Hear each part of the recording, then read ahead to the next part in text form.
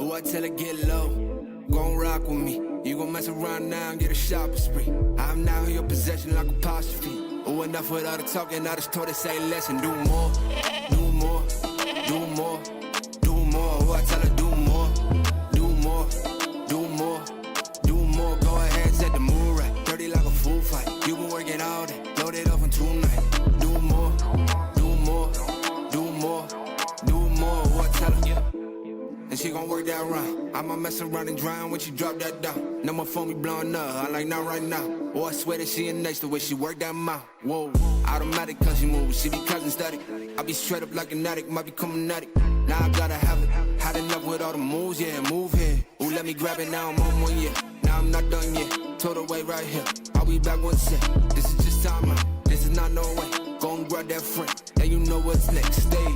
You been rockin' with it all-star, baby, and I know you coming early like a five-star, baby. Packing out the seat, this ain't no hostile, baby, and they know me in the city like a mob star. Ooh, I tell her get low, gon' rock with me. You gon' mess around now and get a shopping spree. I'm now in your possession like apostrophe. Ooh, enough with all the talking, I just told her say less and do more. Do more, do more, do more. Ooh, I tell her do more, do more, do more, do more. Go ahead, set the mood right, dirty like a food fight. You been working all day, load it up in 2 nights. Do more, do more, do more, do more. Ooh, I tell her,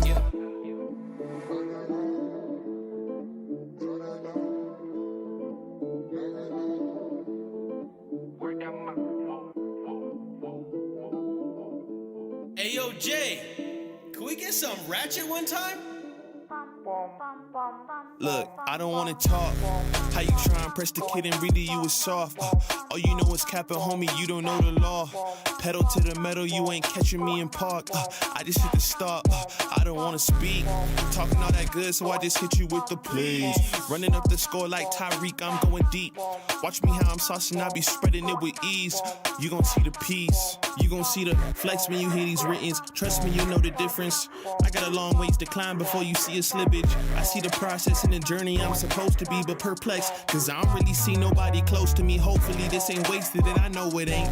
You gotta take the time for seasoning to marinate. You need the patience and the pressure just to detonate. I'm trying to blow up and these heathens need to get it straight. Gifted with a vision and precision, I'm just trying to make it high key. Might be breaking free like I was Zion in some Nikes. Tucked at the crib, bro, you know just where to find me. Making beats and spitting crack verses pretty likely. Yeah, socks with the burst, boy, I ain't changed a bit. Normal guy till I die, you know what it is. You probably thought I'd give up now that I got some kids, but really now I got these arrows aiming at your ribs. I don't wanna talk. How you try and press the kid and really you was soft. All you know is capping, homie, you don't know the law. Pedal to the metal, you ain't catching me in park. I just hit the stop, I don't wanna speak. Talking all that good, so I just hit you with the plays. Running up the score like Tyreek, I'm going deep. Watch me how I'm saucing, I be spreading it with ease. You gon' see the peas. Hey, please be on the notice, these my motives. About my chicken and its rotis. You parsimonious, you take it all cause you a locust. My focus is to grow this mission. A visionary, get a dictionary. We here off the rip and we ain't sharing, we just caring. Let me speak it to the manager. We damage her, no you ain't messing with an amateur. I'm ramming, the competition ain't standing up. They fanning from left to right cause now they branded us. Now who that is? Mike Jones, they ain't want me now, they all on me. Got counterfeits trying to play me, I guess they thinking I'm Sony. These big head dummies showing up and out of their character. Homie, you need a price cause without it the squad ain't hearing you. Top of that, we ain't fearing you. We swinging for the fences with the sting of a left hook that connects with Sonny Liston. I'm dismissing any and all of the disrespect. Nonetheless, it ain't a threat, I'm just letting y'all know who's next. I don't wanna talk. How you try and press the kid and really you was soft. All you know is capping, homie, you don't know the law. Pedal to the metal, you ain't catching me in park. I just hit the start, I don't wanna speak. Talking all that good, so I just hit you with the plays. Running up the score like Tyreek, I'm going deep. Watch me how I'm saucing, I be spreading it with ease. You gon' see the peas, you gon' see the... Coach, what's next for me, Joe? I'm gonna get that second bell. Where the is it? They should have had them 2 bells ready. Space shine for me. Yeah. Head up in the clouds, dog, they saying I look stressed. I've been feeling down, pray to God that I'm up next. Remember when she blew me off, that's why I can't text. Now she call me petty, but I swear I can't forget. This ain't a test. Now they saying that I ball like Jerry West. Coming back for what is mine, can't take no less. I said go and take a shot, so I need your best. And stop the threats, so nobody's into me. I don't got time, I'm not giving the energy. Too many people around me, I'm finicky. I do not mess with you, dog, you're not kidding me. You don't got way too close. I been up at the top now, so they all wait for the landslide. I seen too many people that switched up, whose man's high. Through it all, I stay the same, I swear to God, I can't lie. Been down so damn low that I came up for my life. They talk way too much on the internet, it's not real life. I swear my fam waiting, I can't lose, and I'm still right. Still right, I swear that I'm working them up till like midnight. It's real life, I got a time and I'm coming to get mine. In time, I cannot lose and I'm coming right inside. I'm in mine, yeah.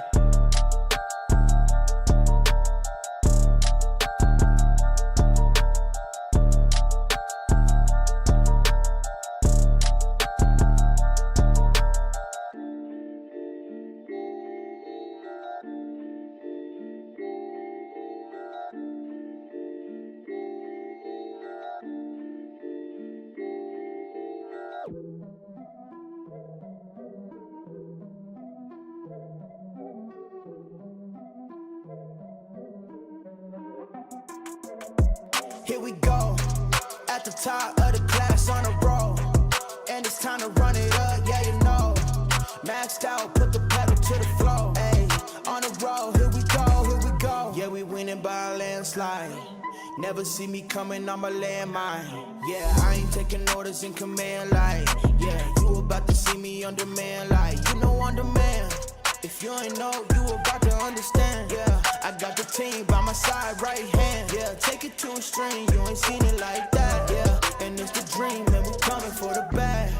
Yeah, and we ain't ever going back now. Future expedited, now we on the fast track now. They won't lend a hand, now they see us on the map now. It's time to act out.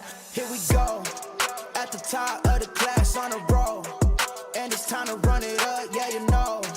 Maxed out, put the pedal to the floor, ayy, on the roll, here we go, yeah, at the top of the class on a roll, ayy, and it's time to run it up, yeah, you know, yeah, maxed out, put the pedal to the floor, yeah, on the roll, here we go, here we go.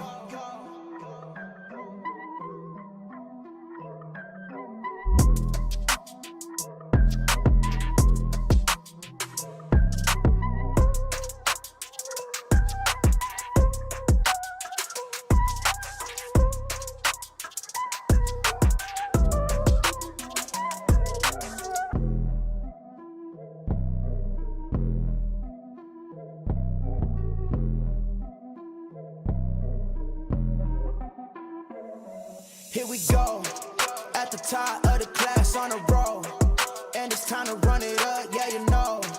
Maxed out, put the pedal to the floor, ayy, on the roll, here we go, yeah, at the top of the class on a roll, ayy, and it's time to run it up, yeah you know, yeah, maxed out, put the pedal to the floor, yeah, on the roll, here we go, here we go. Here we go. On a roll, here we go, here we go.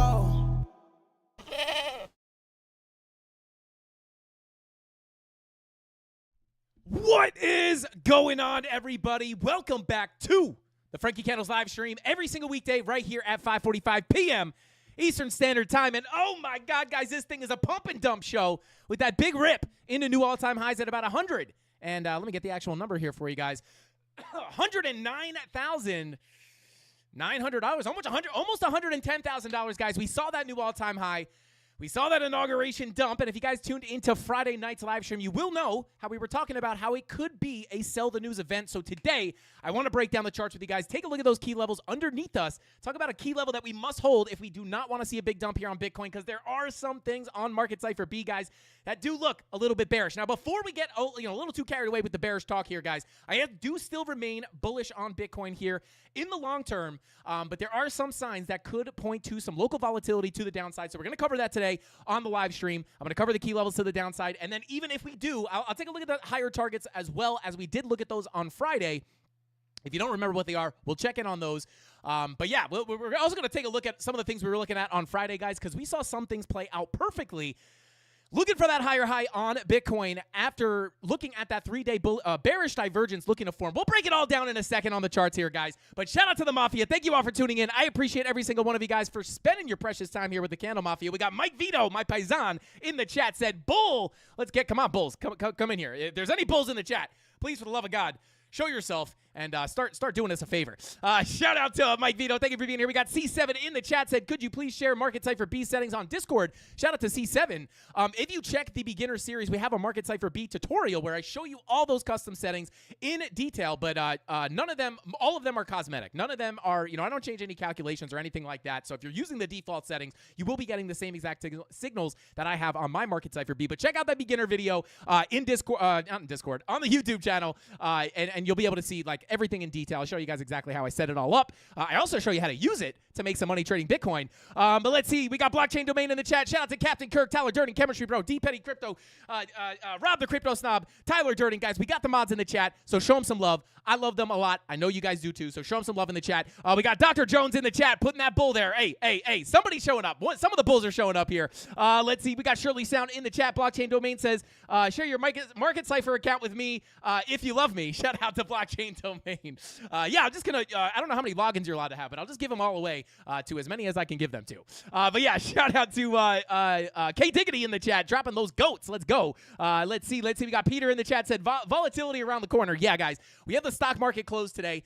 It will be opening tomorrow. I do think it could cause another volatile move as Bitcoin kind of lags out here. But without further ado, guys, thank you all for tuning in. Smash that like button. If we get 1,000 likes on tonight's live stream, we will be giving away $100 in Solana on Friday night's live stream. Every stream we get 1,000 likes on, we add $100 in Solana to the giveaways on Friday. So smash it up if you have not already. And without further ado, let's go ahead and jump on into the charts. Let's get into it.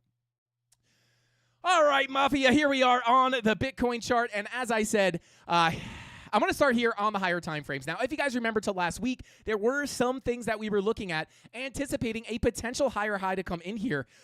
Maybe one of the mods can confirm this. I believe the thumbnail on Friday was all-time highs incoming, I think. I could be wrong. Correct me if I'm wrong in the chat, but I think that was because that was kind of the point of that live stream. We were looking at some very specific signals here on Market Cipher B. Looking at the 3-day time frame here, guys. As we were printing that green dot, we knew that, hey, Bitcoin might wind up printing a bearish divergence here with our lower highs on our momentum waves and a potential higher high on price. And this was what was giving us the idea that we could potentially come up and take these highs. Now, we did just wind up wicking above it slightly before getting that big drop to the downside, but we were able to predict that move up based off this potential bearish divergence that was looking to print. And where were we looking for that next high to come in at, guys? We were looking at, actually, it wasn't even this target. Let me pull the actual, let me pull the actual fib extension that we were looking at. I believe it was this one here. Looking to come into our next Fibonacci extension zone, sitting between about, was it this? I don't know if it was this. Maybe we just front ran this one. But yeah, we had a bunch of Fibonacci extensions, but we were looking for that higher high, guys, to put in that bearish divergence here on the 3-day. Higher highs on our price action, lower highs on our momentum waves. And again, it was a pretty lackluster with that wick, but we did wind up getting that to happen. We broke the highs. And then, as you guys know, what we were talking about on Friday about how the inauguration could have been a sell the news event. We were comparing it back here to the Bitcoin ETF approval. We rallied into that bullish event. And then on that news, we did wind up getting a sweep of the highs and a big drop to the downside before eventually continuing up. Now, I do remain bullish here on Bitcoin, guys, in the long term, but like I said, there are some things on Market Cipher B that don't look that bullish, in my own personal opinion, but as we pull up the daily time frame here, guys, we do have that daily red dot looking to potentially print here somewhat soon. And if we do wind up doing that, guys, we may be able to see a bigger move to the downside. Now, the key levels kind of remain the same, if we're being honest. I know we had a lot of volatility today, big pumps, big dumps. Did catch some scalps a little bit earlier today. I don't typically trade on these news events, guys, but I did catch some nice scalps this morning. And we also did just take a little trade in the premium Discord. We'll talk about that in just a minute. But, very simply put here, guys, guys, our main levels remain exactly the same, right? We have our main area of consolidation here with our value area high sitting at about $100,800. And, this is right now our biggest key level of support, guys, because if we cannot remain above this level and we get a drop back down below that value area high and we wind up turning this into resistance, that is where I would look for the bigger drop to the downside. I'll take a look at some of those key levels of support down below in a minute. But just to kind of break down what we have here locally, if you guys remember till Friday, we were kind of bing-bonging up here around $104,000, which was one of our targets that we were looking at. And I was hoping for a drop to the downside to about $100,000 into our next key zone of support where we had our golden pocket retracement. And we actually wound up seeing that happen absolutely perfectly over the weekend. We got that drop down to 100K before putting in a low and breaking the highs here. And then obviously it kind of all got botched here because of the inauguration volatility. But it was nice to see that golden pocket hold up before breaking the high. But as of right now, guys, I am letting the dust settle for the most part. Now, like I said, not a lot here changes in the on the higher time frames. As long as we're able to remain above this volume profile, we could potentially continue higher. But back to the bearish signals on Market Cipher B, I do want to cover these really quickly with you.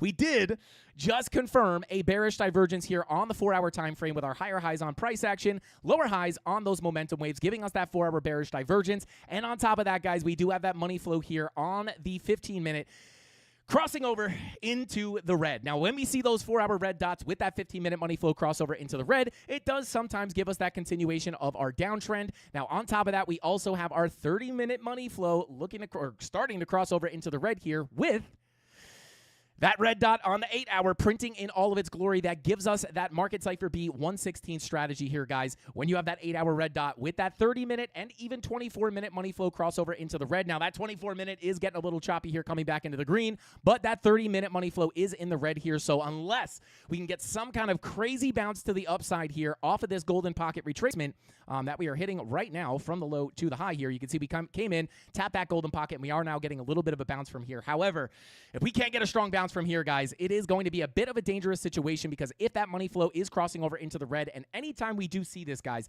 you have to anticipate potential lackluster bounces to the upside to potentially put in some lower highs before continuing your downtrend. And when we have that daily red dot incoming, it could add a little bit of insult to injury here. Let me go ahead and change the settings on this real quick. But I want to pull up some of these local levels as well because, like I said, in the long term, not really much has changed here. We're kind of just sitting where we were on Friday, guys, at about $104,000, $103,666. Just basically sitting right where we were on Friday for the most part. So, again, longer term, if you're here for the quick high time frame levels, value area high at $100,800 is going to be your next key level of support. And if we pull our Fibonacci retracement real quick from the high to the low here, this does kind of bring us down. Let me make sure I got this wick. This is still really the key zone of support, honestly. This is what we were looking at on Friday, essentially coming down to that value area high / Fibonacci retracement zone. Once we wind up coming down here, guys, obviously the value area high is a key level, but really this 786 sitting here at about $99,300, the loss of this level would call for that POC to come in my opinion. And then once we start losing that POC, that's where you could potentially see the bigger drop to the downside. Just looking at this as a pure volume profile, guys, and I know it sounds crazy. Obviously, we can continue to the upside here. However, if we do get that drop down, it is going to just look something like when we came up to $108,000. This is where we were looking for a potential short position to return back into our range and go back down to the value area low. People get mad. Nobody wants to hear Bitcoin going lower. But again, as a trader, we are just looking at these charts in terms of the volume profiles. And technically, with the sweep of the highs here, previous highs at $108,000. We are at danger if we come down here and lose that 786. We are definitely in danger of coming down to that POC at 97.4 and potentially a little bit lower. Maybe I'll cover those lower levels, but I don't know if they're really going to come in. I don't know if really they're going to be relevant in the local price action because we are pretty far away. But we do have, I'll just pull the simple retracement level here from the low to the high. We do have the excuse me. But we do have the 786 Fibonacci retracement coming in at about 93,438, and then I'll pull up some of our daily levels as well. We have that daily naked point of control down here towards the value area low. But again, we don't really have to cross that bridge until we wind up getting accepted back into this range. So I don't want to cover like the super low levels, guys, because we're still pretty far away. So locally, I will just say, hopefully we can continue this bounce up. But this value, this 786 at really 99.3. is going to be the doorway, in my opinion, to lower prices. First off, stopping at that $97,400 POC, and then losing that POC. That's where we can come down to those next kind of local levels of support within the profile. But at the end of the day here, guys, I will say this, right? Let me get rid of this zone real quick. I will say this, right? If we do wind up coming down to this POC, we do have some kind of confluence here on some fib levels. If I pull, come on, give me the dang fib. From the low all the way to the high here, you can see we do have that golden pocket confluence. So, like, in the long term, right, if we were to pull back to this POC, this would definitely be an area where I would be interested in looking for potential long positions. However, this is a difficult situation. If Bitcoin, right, let's say that 4-hour bear div plays out, that 30-minute money flow and that 8-hour red dot winds up giving us that continuation down. Once we get to this POC, this will be an area where I'm interested in entertaining long positions. However, the problem here is if we do wind up coming down here, I will say this.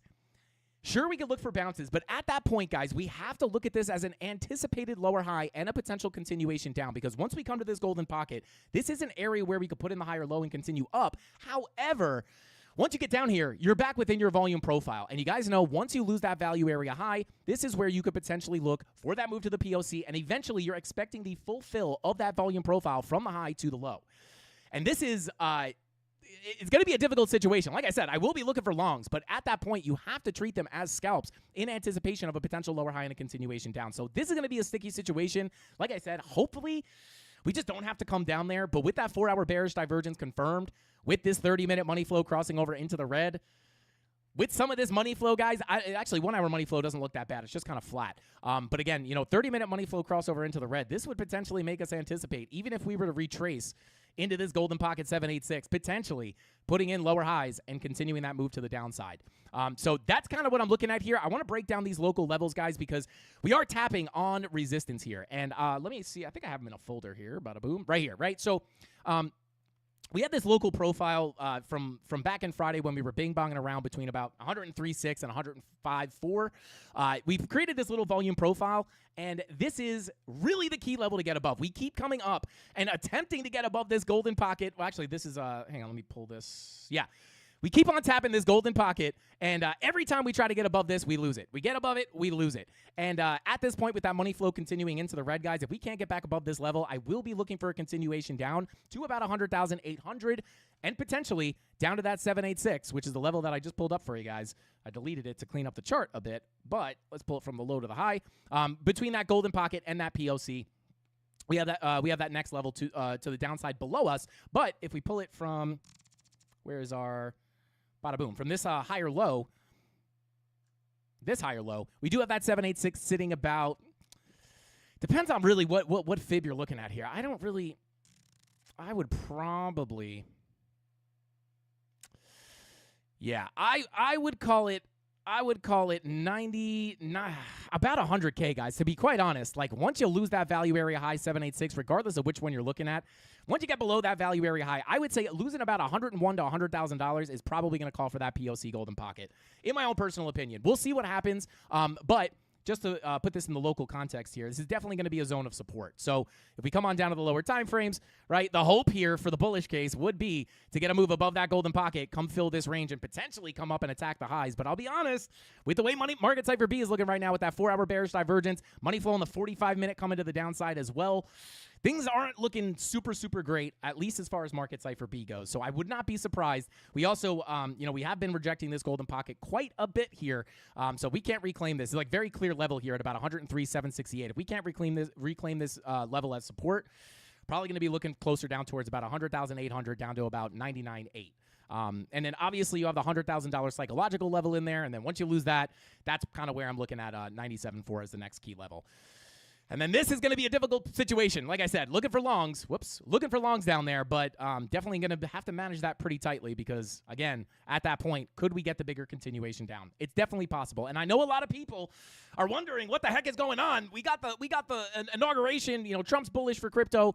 Why did we not get the rip? Again, guys, we did cover on Friday how I did think it was going to be more likely to be a sell the news event based off of how we saw the ETF approval go. And we even talked about how the election was bullish, but the reason that I personally think that we saw that big pump on the election was simply because the market was enduring a ton of uncertainty, right? We didn't know who was going to get elected. And, the market hates uncertainty, right? And then once, Trump started winning the election, that's kind of what caused that bullish event. And that's why we saw price go sideways and then we eventually ripped to the upside. But in this case, everyone's anticipating the inauguration to be a bullish event, which, as you know, is oftentimes going to end up being a buy the rumor, sell the news event. Again, very similar to the ETF approval. And like I said, just because we have the sell the news event, just because Market Cipher B does not look super bullish, does not mean that I think Bitcoin's going to zero. But I do think maybe, just maybe, guys, if we wind up losing the value area high that we were just talking about at 100,800, maybe we do see something very similar to what we saw on the ETF approval, which was very simply put, we were in a massive range. We got a rip to the upside, ETF approval, sell the news event. We got back into that range, went back down to the value area low, and even slipped it to the downside before continuing up. And I'm kind of looking at this in a similar way, right? I am still bullish on Bitcoin long term, but short term, I do think that we can see some potential volatility. But in order to see that volatility to the downside, like I said, we have to lose about $100,000 to get back inside that volume profile, in which case we have that beautiful, beautiful context of where price is likely to go next. Losing the value area high 786 down to the POC, chances for a bounce. But if we continue to put those lower highs in, we could get that bigger move to the downside. But we'll cross that bridge when we get there. Right now, let's just hope that Bitcoin does not have to come back down to this value area high 786. So for the most part, guys, that's what I'm looking at. Those are the local levels. Again, higher time frame levels remain exactly the same. But on the lower time frames, we're looking to get above this $103,700 golden pocket to potentially get a move into that 786 at about 104,548. Let's come in and check on chat real quick. Let's see, bada boom. Let's see, Yamto says, yeah, same as 100K first, 104, the 90K. That's the lizard people. Shout out to Yamto. I think he's talking about the market makers, who are oftentimes lizards, guys. Let's see. Shout out to Jesse, said smash that like button, guys. Don't forget to smash that like button if you have not already. Darren Dusing says, who fumbled the short today? Was short from 108.2K, closed too early. Shout out to Darren. Hey, closing too early, bro, is not a bad thing if you close it in profit. I know it hurts a little bit. But hopefully you close it in profit. I have a feeling you did. But so shout out to Darren Does Things. Can we take a look at Casper? Yeah, we're gonna jump into the altcoins real quick. Let's see. Bada boom. Let me just make sure I didn't miss anything. Tomorrow when markets are open, it will pump so hard. Yeah, shout out to Nick Dunn. I will say this, right? Stock market's closed. This is why I'm kind of letting letting price action settle here, guys, because the stock market is closed. I do think when the stock market opens tomorrow, we could potentially see some. Maybe we should do a little bit more stock market TA. That was our key. That was our key level to the downside here for a bounce back into our volume profile and a move back up to the value area high. And we're at that POC right now on the SPY. So the levels in the TA work just as good on the stock market as they do on Bitcoin. But obviously, the markets were closed today, so when the markets open tomorrow, we'll see what happens. But we are likely to see another probably crazy day of volatility tomorrow once those markets open back up. But yeah, locally, this is what we're looking at, guys. Let's see if we keep slamming our head here. Let me see. Let me pull up. Yeah, I don't know. We got bearish CVD into this time point of control. This is. I'm letting the dust settle here, guys. Like I said, we did take a scalp short here at this key level earlier today. But yeah, if we get above this, these are really the local levels. Get above this value area low. Look for a move into the POC. Now, this is the 786 Fibonacci retracement as well, so this is another level that we would have to be careful around for a potential reversal or bigger dump to the downside. But once you get above that 786, that's where you can look up towards the value area high and potentially beyond. But this is definitely the local range that I will be trading here. Pretty much wrapped up for the day here, but yeah, this is what we were looking at earlier today. So we get the rejection down. We're looking at about $108,000 to $100,000. If we get the move up, you could look up as far as about $105,500. And then once you get up here, I would just treat this as a typical volume profile, right? If we did get up here, come to the value area high, deviate. This is typically where we're looking for shorts, back down into the bottom of the range. Now, I probably won't be trading as I don't really typically trade at night. Sometimes I do, but this is the local range. And, one other thing, guys, I don't really love about this is, number one, let me hide these local levels real quick. Bada boom, bada bing, right? One other thing I really don't like here is this daily candle's kind of ugly, right? And if I pull this up, you can see we did sweep the highs at $108,000. This is not oftentimes what you like to see, right? We kind of sweep those highs, and then sometimes you can get a bigger correction to the downside, on top of the fact that one thing I will be, we are now below this 786 retracement here, guys. And if we're just looking at raw price action, I was looking at this with the premium Discord earlier today. when we're looking at this raw price action, this is the 786 golden pocket that we have been looking at forever. If we are going to come in and put in a lower high before continuing a bigger downtrend, either breaking structure to the downside, obviously we do have those local levels in between where we have opportunities. We have that POC, right, at about 97.4, right? So we have that POC that we could bounce off of in the middle, or we could potentially come down to the value area low, getting closer to about $92,000 to $90,000. But you know, this is a key zone of resistance, guys. Golden Pocket 786. We rejected this last week, and then we just came up, swept the highs, and now we are about to close this daily candle below that 786. This is not the best sign, in my opinion. Now, does this guarantee that we can't get above this and continue up? Absolutely not. But typically, this is bearish, in my opinion. Closing below that 786 could give us a lower high and a potential continuation of that downtrend. So, especially with the way the 30-minute looks, obviously wouldn't be calling for a huge move down, but the 30-minute money flow being in the red locally, it honestly, short-term means that we're probably not going to get back above that 786 before this daily close. So we'll see what happens here. How much time do we have left for that daily close? We got about an hour. So we'll probably see, you know, hopefully we can rip up and close above this before the end of the stream, but we're likely, you know, unless we get some kind of crazy pump to come in here, we are probably going to close below that 786, which is just an extra kind of thing that does not look super good. Now, again, does this mean that the bull market's over? Absolutely not, guys. We could easily see, like I said, it's very hard to predict these exact moves, whether it's a move to the POC before a continuation up, or we come in here and we wind up getting the longer, more drawn-out, miserable situation, which I would never want to see, which is getting that continuation down to the value area low, and then, you know, this is just going to be an absolute bore fest, right? Everyone's like, oh my God, crazy volatility, up, down, right? We are just going sideways. Don't get that twisted, right? On the higher time frames, guys, Bitcoin has been going sideways for a long time, right?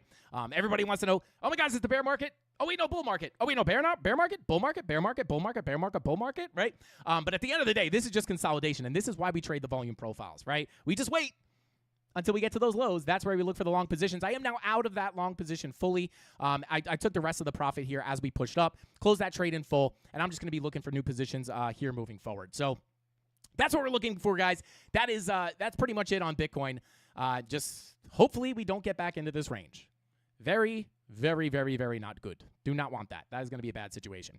Not a bad situation, but it's just going to be, again, I don't want anyone to think I'm looking for a bear market to come in here, right? Like, even if we came down here, and I don't really want to bring these levels up, guys, but I'll say this, right? Even if we came down to the macro range low at about $85,000, this is still, right? Like this does not mean bear market. $80,000 to $82,000 is not bear market. We could see something like this. The market likes to shake people out and scare people out of their bags before the real move. So if we were, for some reason, going to see that bigger drop to the downside, losing this range low, you still have that golden pocket sitting there at about $80,000.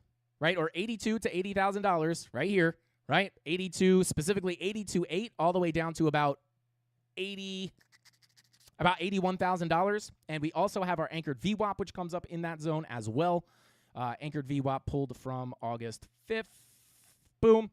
Right, so you have your anchored VWAP coming in there as well. You also have some daily naked points of controls. So we do still have crazy support underneath us. So even if we got some kind of shakeout here, this is not bear market territory in my opinion. Now, do we really want to bounce off these levels? Yes, we do not want to lose these levels. But, you know, here's the thing.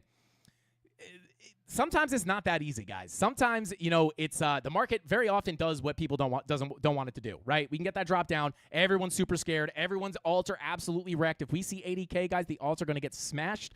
And if that is the case, this is going to be horrible for the crypto morale. But again, from a chart perspective, this would not be out of the question or something to be alarmed about, in my opinion. But again, we want to start getting moving pretty quickly if we get down there. But again, local levels, we just went over. So, you know, we don't have to talk about this until, you know, we're not even in this range yet. Once we break down in here, we can start talking about some lower levels. But plenty and plenty of support down below. So we'll cross that bridge when and if we get there. And it does look like Bitcoin is continuing to struggle to get above those key local levels of resistance, guys. Just, again, rejecting that dang golden pocket. Cannot get above that. Unbelievable. Was this a 786 golden pocket? I bet it was. There it is. Golden pocket, 786 retracement, opportunity for a lower high. So we'll see what happens. Like I said, we don't get back above this low. Could be looking down towards about 100,800. All right, let's continue on here. Bada boom, bada bing. Can we see the fixed volume profile settings? Shout out to Dennis. I have videos on the channel explaining exactly how to use them. But my settings, real quick, I'll just drop that sauce super fast for you. If I could find a dang Crazy. Frankie Candle's having trouble finding a volume profile on his chart. That's crazy. So there you go. Fixed range volume profile. Row size I don't know, that's weird. 250. I usually use 240. Not that it's a huge difference, but row size 240, value area 70. That's default. But you're gonna have to change that from 24 to 240, and then just make sure you have your value area high, value area low, POC checked off. But I have tons of videos on the channel showing you exactly how I use these, not only my settings, but how I use it to actually trade. I go over my trading strategy. This whole YouTube channel is a free trading course, so go check out that beginner series if you have not already. All right, let's see. Bada boom. How much BTC and ETH did Trump buy yesterday? I don't know, George. I don't know. Hopefully a lot.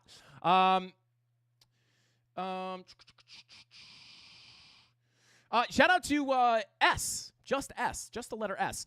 Said, wouldn't bear divs on the weekly and daily say that we are more bearish until the POC value area low? Yes. Absolutely. That's kind of what I'm saying, right?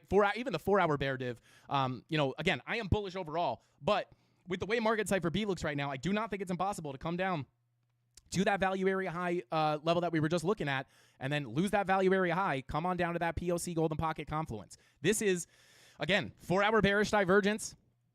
Take a look at that daily, right? Daily bear div to the wicks, right? You have your wick, your higher high, and then you have your high on market cipher B with your lower high, right? So you do have that bearish divergence here on the daily as well, which just adds insult to injury to the 4-hour bear div and that SFP of the previous all-time high here at $108,000. So yes, my general sentiment here is daily bear div, bearish, 4-hour bear div, bearish, 30-minute money flow coming out with the 8-hour red dot, bearish. Not bearish for the bear market, though, right? Just bearish for a potential move back down to 100,800, right? In the premium Discord, when we were looking to take this little short up here, the idea was to catch the short entry here off some confirmations, right? And then look for the continuation down towards about $100,800.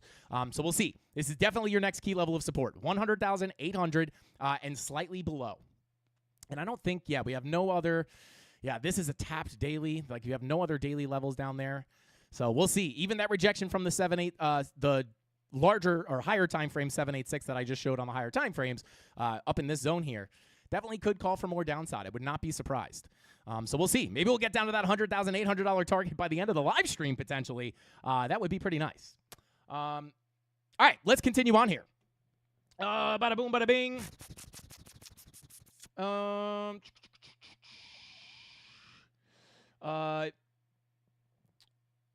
Did Trump sign the documents? Yes, I did. I do think he signed the executive orders. I think he did. Let's see. I was waiting for him. They were like handing him the papers, and he was signing them, and they were just saying like, they weren't saying what it was. I was waiting for him to sign the one. They were like, this is the Bitcoin reserve or whatever it is, right? I was waiting for him to sign some crypto executive order to see things pump. But they didn't. They weren't saying what they were actually signing, or at least I didn't understand the jargon they were saying. They were like Sector B4. Document 4. And he's like, okay, sign it off. Great, beautiful, best signature I've ever had. Let's see. He's about to do it in the arena. What the heck did I see him signing then? Maybe some secret crypto documents. Let's see. Unless maybe the video I saw was from his last term, potentially. You never know. That could be what I saw. But I definitely saw him signing something. It looked current, but who knows? He's got a table of 50. I think it's a record. I think he's signing a record amount of executive orders. I don't think no crypto signature yet. Yeah. Hopefully he signs it and they say something and it rips Bitcoin back up, and hopefully we don't get that drop down to 100,800. But yeah, we'll see what happens here, guys. Let's go ahead. I'm going to take a look at Ethereum. We'll take a look at Solana, and then we'll jump into some other altcoins. Drop your favorite altcoins in the chat right now if you want us to take a look at them. Rob the Crypto Snob will count up the votes and let us know what we're looking at. Rob, is Rob here? I haven't seen Rob. If Rob is not here, maybe Kembro or potentially maybe Kembro or I don't know. If someone can make an alt list, I would appreciate it. Maybe do like 3 requests. He is not. Shout out to Tyler Durden. Well, if someone can make an alt list, we'll do. Let's do 3 requests. I'll take a look at some of our big boys here, and then we'll take some random requests from the chat. Let's see. Shout out to Fitners. Shout out to you, bro. Says update the charts, please. Shout out to you, brother. I don't know exactly what you mean by update the charts. I don't know. I'm not 100% sure what you mean by that. But if you let me know, I'll try to update them for you. All right, let's see. Okay, yeah, drop those in here, guys. I will take a look at Ethereum real quick. And to be quite honest with you guys, I was talking to the Premium Discord earlier today. Not a ton to update here on Ethereum. Kind of just stuck between our PLC and our value area low. I am not interested in any Ethereum trades in this chop, right? Like, this is, right? Tradable value area low deviation, sure. But I am not interested in trading Ethereum right now. This is super choppy. If we got to rip up to the value area high and beyond, I would definitely be looking for trades up here. If we got to drop back down to the value area low or potentially below, I would be looking for longs down here. Shorts up here, longs down here. But other than that, we're kind of just like, it's kind of just wonky here in the middle of the range. Let's see. Yeah, daily red dot is confirmed.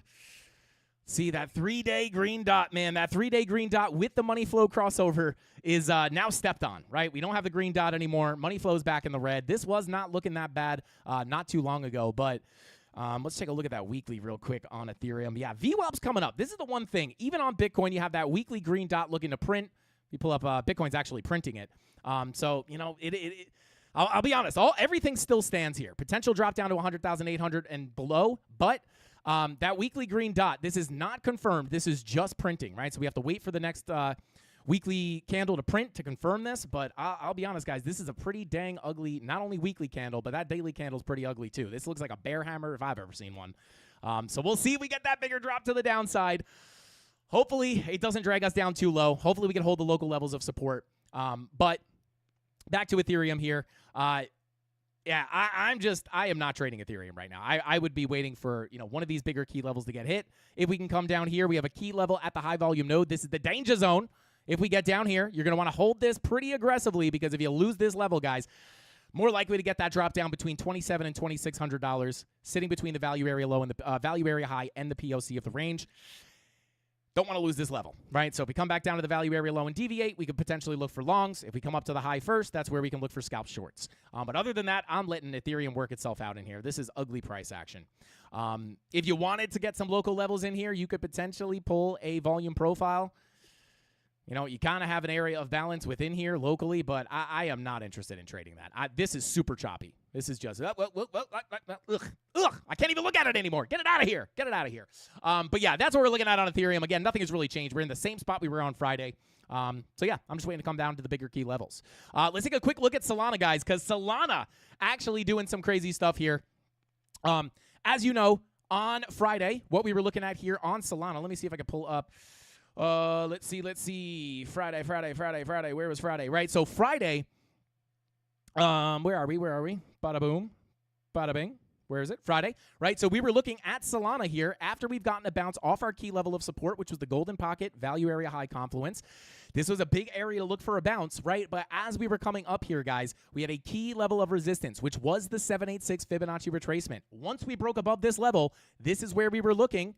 Right? Because once you break above that 786, that invalidates the idea of a lower high coming in here and a continuation down, right? Macro 786, very, very key level of resistance to get above. Because if you can't get above it, that's where the lower high is likely to come in at. And if we did not see that lower high come in and we flip that 786, where were we looking, guys? Right into that 786 Fibonacci extension level at 287.68. What happens? We get above that 786, bing bong, right into that extension level, and now we are cooling off. And as of right now, let me get rid of this golden pocket 786 just to clean up the dang chart here.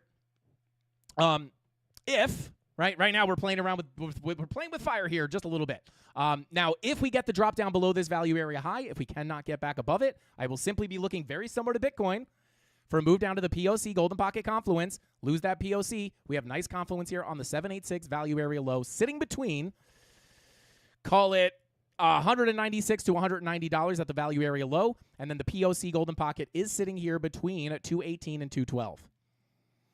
Get underneath the value area high, look for a move here. Could put a higher low in there potentially. But again, at that point, very similar to Bitcoin, once you're in here, you have to be aware of potential lower highs and continuations down, because once you lose that value area high, the POC is the next likely stop, and then once you lose that POC, you're looking for that full fill of the range. These volume profiles do fill in full most of the time, right? Deviate above the high, you come down, You hit the POC back to the high, but what happens? You just can get stuck back in and you go to the low, right? So you oftentimes, even if it takes a long time to happen, you are often going to see price fill these value areas in full, right? So that's why when we come down here, I will be looking for longs, but you have to be careful for a situation like this to happen, right? You come down, tap the POC, back to the high, and then you just wind up seeing the full fill of the range anyway. So you have to be aware of that if we get stuck in here, potentially looking down to the low. But these are the key levels to get on your chart. First level, 218 to 212. Second level, value area low, 786 at 196 to 190. So, yeah. Locally here, we do not, I mean, I guess you do kind of have a bearish divergence on the 4-hour. It's very, very, like, weird and wonky. But let's take a look at the 2-hour. Yeah, you got your 2-hour bear divs into your key Fibonacci extension zone. Take a look at that daily red dot looking to print. And you do have the bearish divergence as well. So, yeah, I don't know. You do have it to the wicks, right? You don't have a actually, do you? Yeah, you have this one to your bodies and your yeah, daily bearish divergence. Lower highs on your momentum wave. So, yeah, not impossible to get a cool-off here, guys. Not going to lie. So those are the key levels I would look at. Let's see the weekly here on Solana. Nothing to really take away. 4-day green dot printing. Yeah, money flow also in the red here on Solana. So once that red dot prints, if that bear div is going to play out, that money flow may come into the red. Not great, right? We are pretty much at key support right now. We can't hold this level. POC golden pocket's probably likely in my opinion.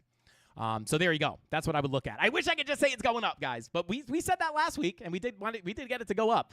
But if it's not there on the charts, I can't call for it, right? So there you go. That's what I'd be looking at here on Solana. 4-hour money flow, 5-hour money flow, not looking bad. Like, your bullish case here is to hold this value area high, right? Like, let me pull this, let me pull this fib real quick. Where's your golden pocket at? Where's that golden pocket? Yeah, so we did tap that golden pocket. So, you know, if you're going to hold a higher low, like, not impossible to bounce from here, but again, money flow, etc. You know, 4-hour money flow is coming up. Kind of hard to call short term, to be honest. But I don't know. I just have a knack for feeling a little bit more bearish here based off market cipher B. Yeah, like your 1-hour money flow is coming to the downside. A little bit choppy here on market cipher, to be honest. 45-minute money flow crossover. Yeah, we'll see here. We'll see. The dangerous thing about these daily money flow crossovers into the red is if things are about to go super bull, very likely that this is a fake out into the red. But that's impossible to predict, right? So, yeah, that I would be playing the key levels, right? If we get a move down here, I'd be looking for longs. So there you go. There's Solana. Let's see. Bada boom, bada bing.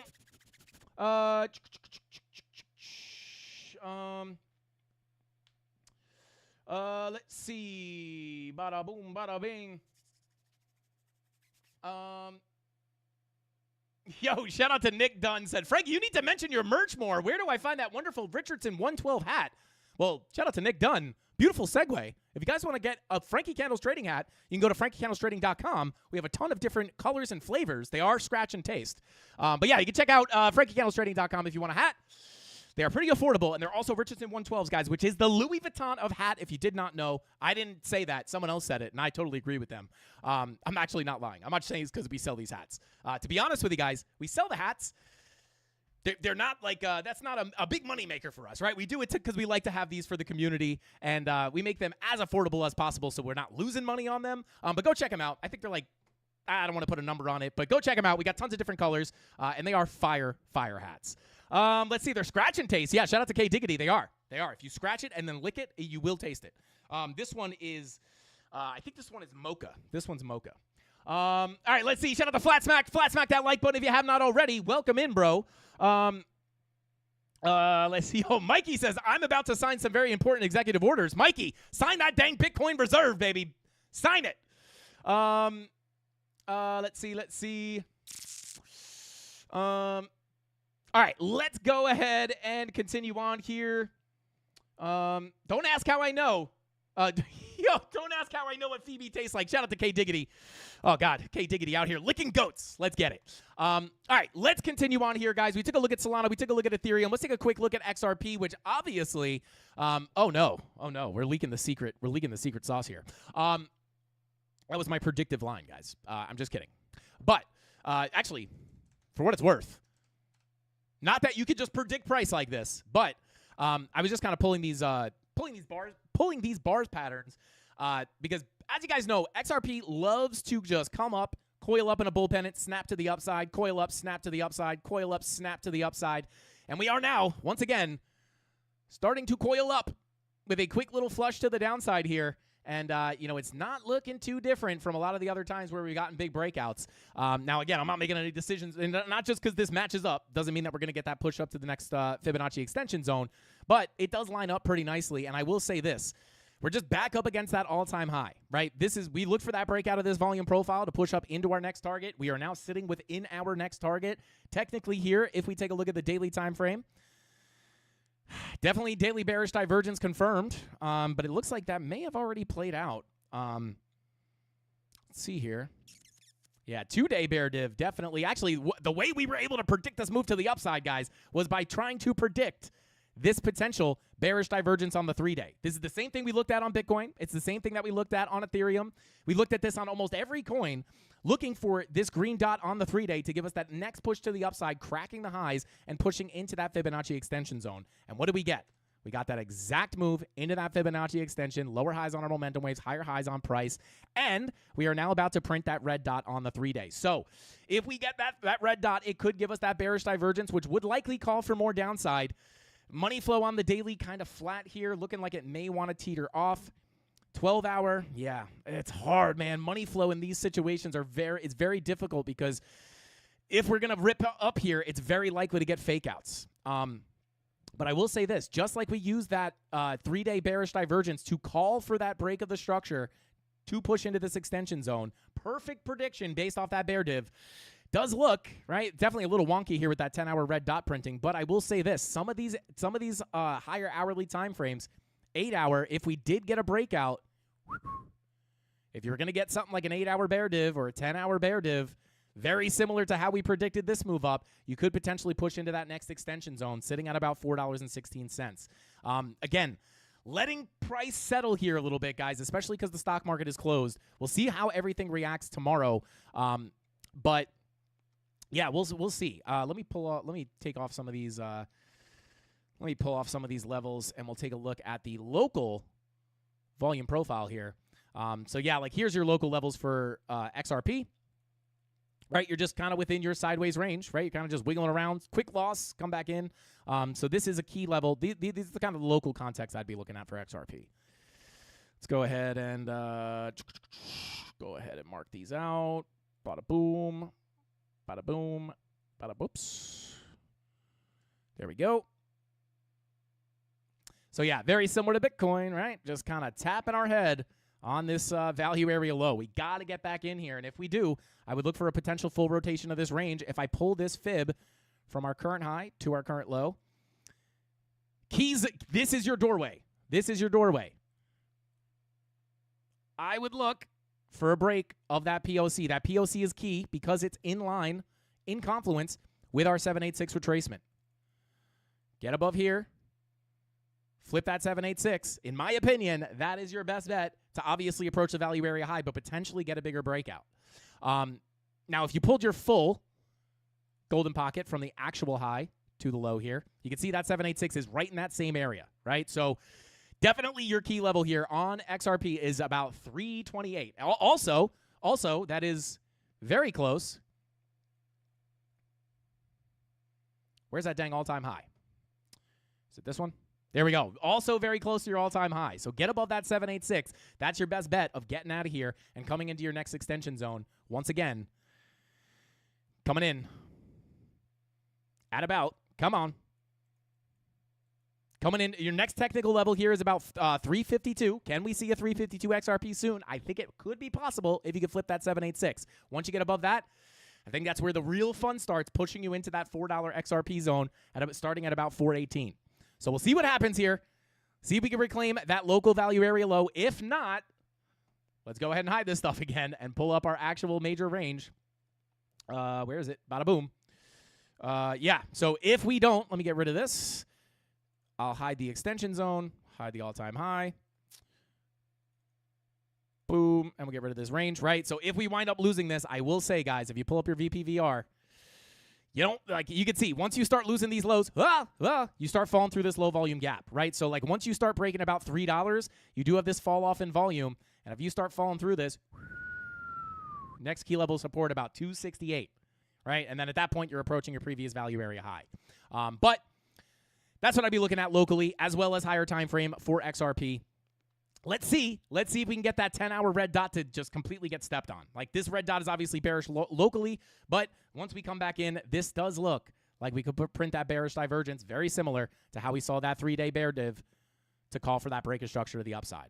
So hopefully, you know, that would be kind of the bullish case here, is if we can get that green dot on the 10-hour. But right now, it's a red dot, so I'd be careful of that pullback for sure. All right, let's continue on here. Bada boom, bada bing. XRP is going to $10 just to spike. Just to spike me, my G-rated show, guys.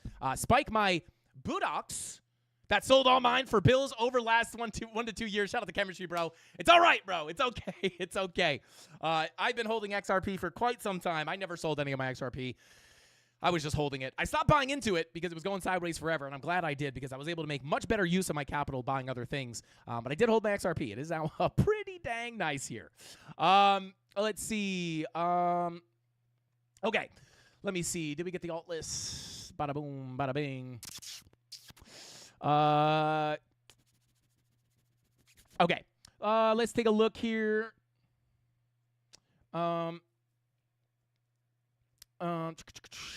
Utah just introduced a bill that will give the state the authority to invest in digital assets. Let's go. Shout out to Marco. Let's get it. Let's get it, baby. Look at that. Everything's going bullish on crypto, guys. We may have a huge year ahead of us here for crypto. Shout out to Jen Friend said, massive respect and thanks, brother. Law is my sure name. Like is smash. Shout out to Jen Friend. Appreciate you for smashing that like button. Hopefully we can get 1,000 today. I don't know if we're going to be able to do it. But let's continue on here. Thank you, Tyler Durden, for the alt list. I appreciate you, bro. I appreciate you. Tyler had the alts. Let's get it, baby. Let's get it. Okay. Solana, let's take a look at Cardano real quick. Let's take a look here. I think this is not our current ADA chart. Let's pull up the actual ADA chart. There we go. So Cardano, I mean, I'll be honest with you guys. I hate to be that guy. But it's pretty much going sideways for a while, right? I know this gets very volatile, but essentially we're just consolidating, right? So key level of support. Let me grab this fib retracement. We already got that full 786, so we're holding that 786. We've gotten back into the range, back to the POC, back to the high. So yeah, let me get rid of this. Let me get rid of this. Let me get rid of this. Bada boom, bada bing. Actually, those are still key. This one is not, right? Is this tapped? Is this a tapped weekly? No, naked weekly, naked daily. Okay, so key levels, pretty much. Let's take a look here.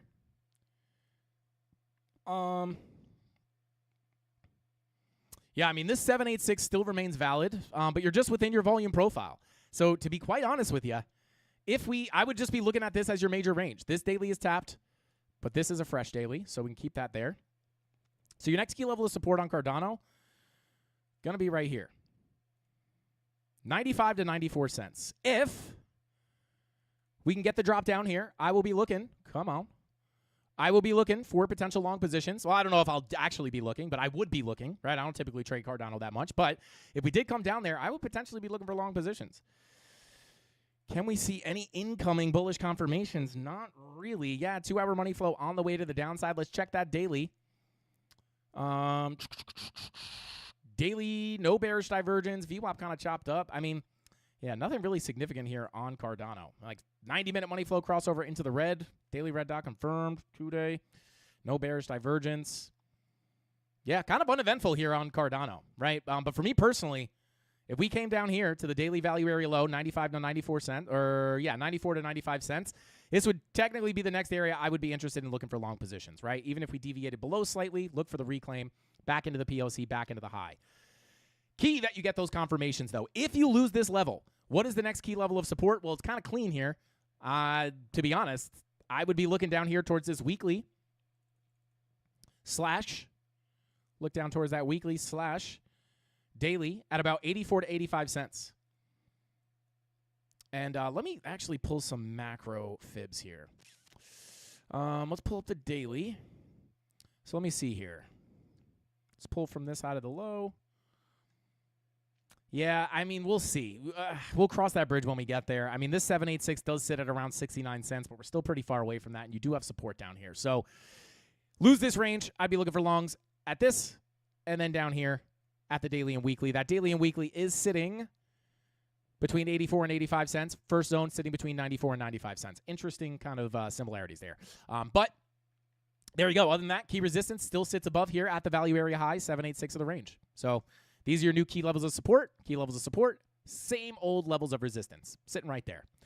So there you go. That's what I'll be looking at on Cardano. Let's go ahead and continue on here.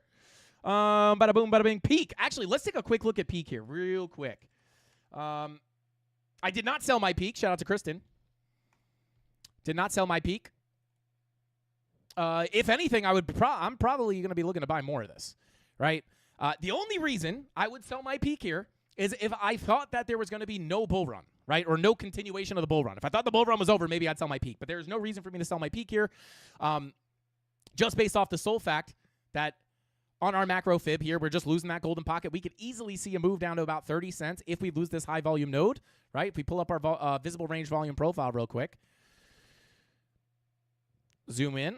Come on, volume. There we go. Oh, I'm going to have to pull out a little bit here. So, yeah, we are bouncing off that high volume node right now. Yeah, you do actually have a decent amount of volume down here, to be quite honest. But that 786/high volume node is sitting at about 30 cents. If we lose this high volume node, might be able to get a move closer down to this zone. So, yeah, that's what I would look at. But, no, I have not sold my Peak. I may actually pick up some more. But, yeah, key levels here. Next key level on Peak, in my opinion, again, lose that high volume node, 30 cents. We have your high volume node and your 786 retracement. Once you lose that, that's kind of ugly, in my opinion. Could be coming down much lower. But as of right now, let's take yeah, we held the golden pocket slightly, but we just put in that lower high and another lower low. So let me hide this golden pocket. Let's hide this. So, yeah, do we have any significant divergences down here? No 12-hour bull div. See, 10-hour bull div may be able to form here.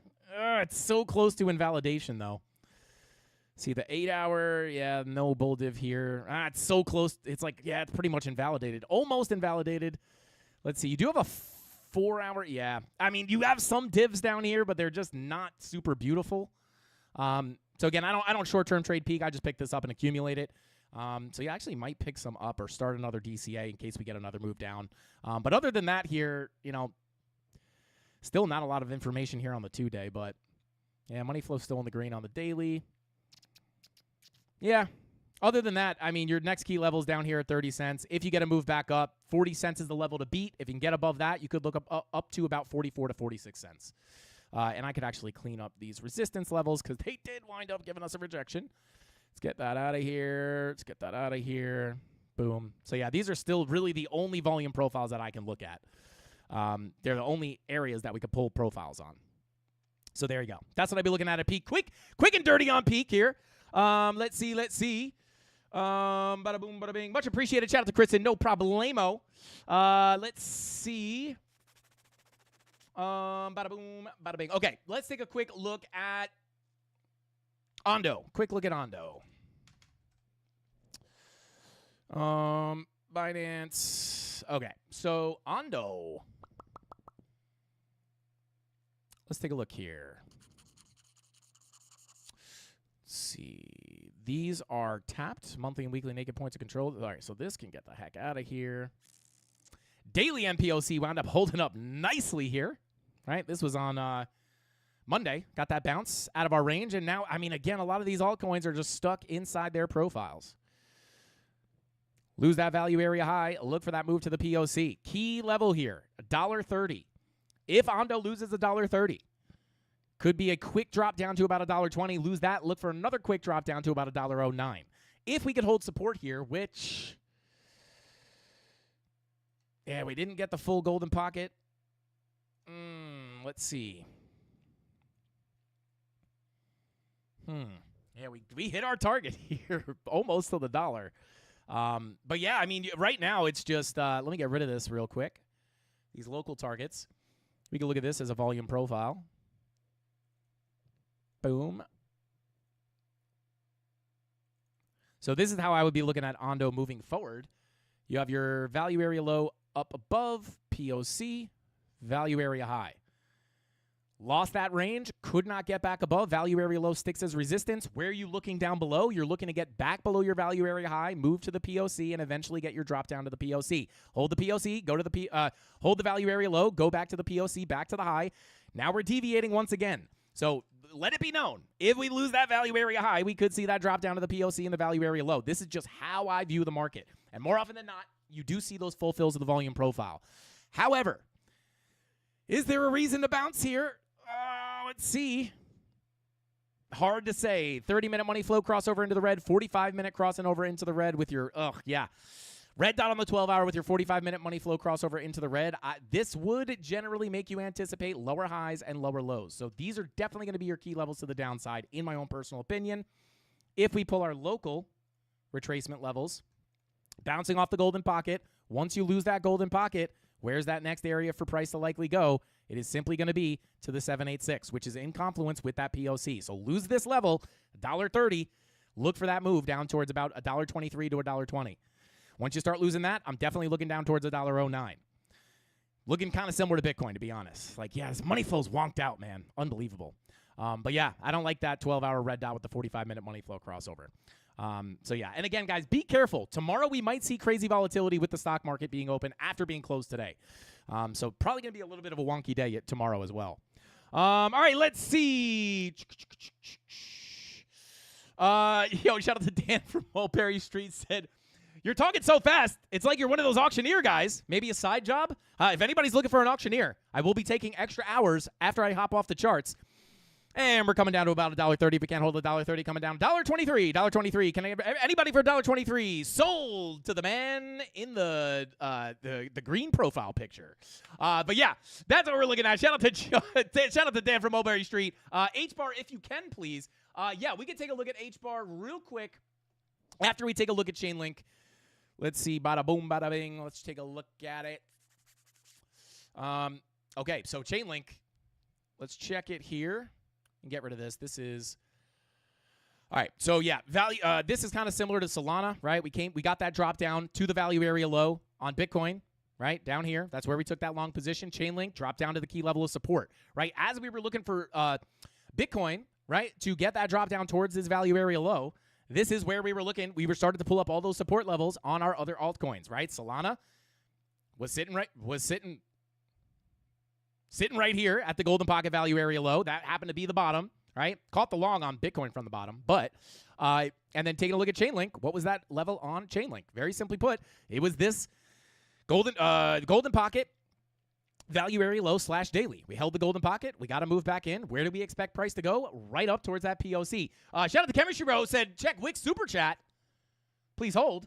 Shout out to Chemistry Bro, said, Trump started staking his ETH today, I guess 2 days ago, maybe. ETH narrative to flip. Him staking makes me certain that ETH ETFs will be staking approved. ETH coming back strong. Yeah, shout out to Chembro. Here's another thing, right? When people ask me, Frankie, is the bull market over? It would be the weirdest thing on earth if this bull market happened and Ethereum never made a new all-time high. This would be like the strangest thing ever. In my opinion, we're right on time. Even if we were to see more volatility to the downside, we are still, pretty on time here, right? Again, even if we get another drop down, like the fact that the chances of this bull run being over without ETH making a new all-time high, in my opinion, like you got me then. If that's the case, then how you got me? You got me. I'll hold all my coins till the next bull run. I'm kidding. I wouldn't do that. But that's like you would have to be banking on something that's never happened before happening. And again, is that impossible? No. Is it likely? Also, probably not. But yeah, shout out to Chembro. That is nice to hear for ETH. We've been waiting on ETH, right? The fact that ETH is not broken out yet is insane. P-Dub says, check Super Chat from Chembro. Wick says, check Super... Yo, why? What is going on? Shout out to Wick589 said, check Super Chat from P-Dub. I'm going to be stuck in a Super Chat loop here. Shout out to Chemistry Bro says, check Wick Super Chat. Check Super Chat from P-Dub. Check... We're going to loop here, guys. Shout out to P-Dub, Wick, Chemistry Bro. Pete, I appreciate you guys so much. You guys are wild. You guys are wild. I'm going to start super chatting myself. I want to take part in the games, guys. Let's see. Golden Child said it wouldn't be that weird because ETH has so many competitors now that are quicker and cheaper to use. It has to have a cycle where it doesn't break all times at some point. Why not now? Well, shout out to Golden Child. That is a good point. The only thing, though, with that is we've also, and I guess it's not impossible either, but we've also failed to see a lot of other altcoins break all-time highs, right? Like we got Doge kind of near all-time highs, right? We got Cardano, creeping up towards all-time highs. But a lot of these altcoins, although I'm not expecting Cardano to be like a 50-100x, obviously, but to see these things not reach all-time highs would be kind of crazy in my opinion. Impossible? Absolutely not. But yeah, just the fact that we haven't really seen a full alt season would also be kind of weird. Again, is it impossible? No. Is it likely? In my opinion, not really. So I do still remain bullish here. Hopefully 108, hopefully 109,000, 110,000 now. Hopefully it's not the top. I don't believe it is. But again, we could be wrong. But let's see Bitcoin continuing to get, trying to push to the downside here. Let's see if we can get that target hit at 100,800 by the end of the live stream. We'll see. All right, let's continue on here. Bada boom, bada bing. Yo, Golden Child said ETH is the Yahoo of crypto. What is Bitcoin then? Shout out to Golden Child. That's pretty funny. I actually like that comparison. Like when you look at the .com bubble, not all altcoins are going to come back in a big way and make new massive all-time highs, right? Like we're going to have the Netscapes, we're going to have the Yahoos, we're going to have the Bings, right? I guess Bing is Microsoft, but yeah. Let's see. Okay. Trump is signing now. Oh God, send it to zero.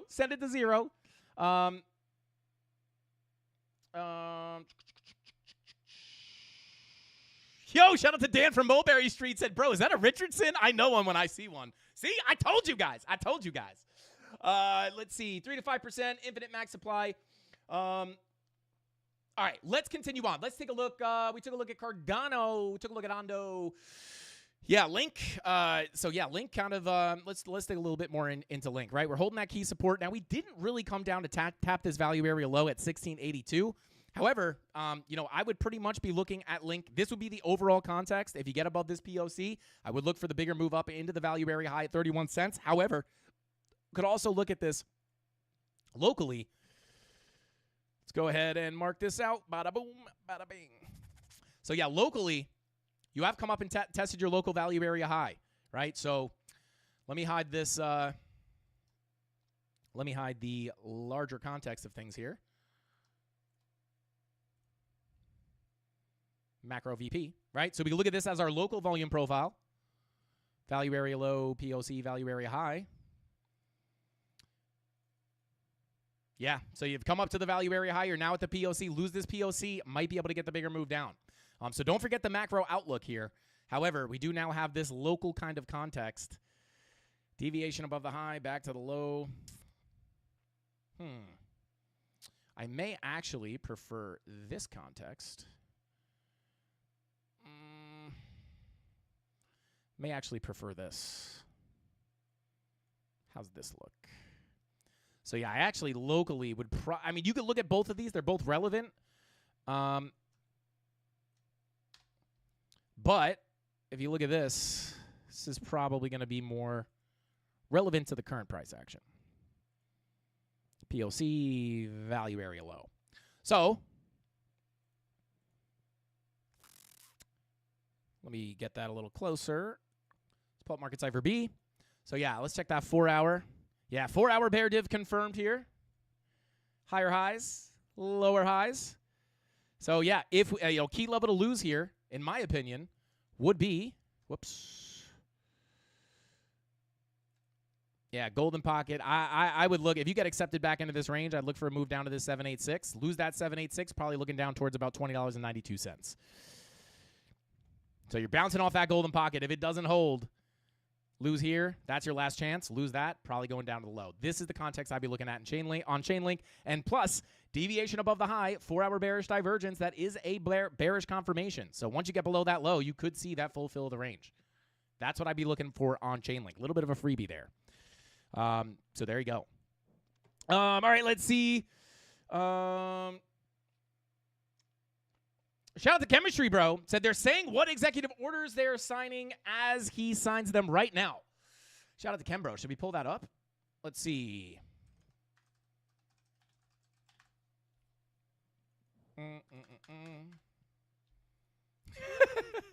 I typed in Trump signs, and just Trump signs for your front lawn pops up.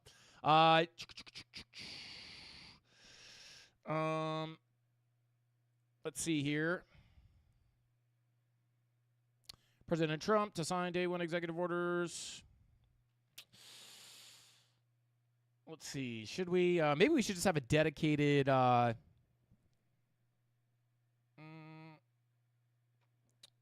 Let's see. Which POC indicator do you use? Shout out to Marco. This is the fixed range volume profile. It's a free indicator on TradingView. Shout out to Crypto Anon. What is going on, bro? Welcome in. Okay. Yeah, Kembro, if you're listening to that, let us know if they start signing stuff that has to do with crypto, and maybe I'll pull it up. Tony D, if you could drop me the link to that, I would appreciate it. If you can find a nice stream, I'll pull that up, and maybe we'll pull it up. Man, if he announces the Bitcoin reserve, my God, that would be bullish.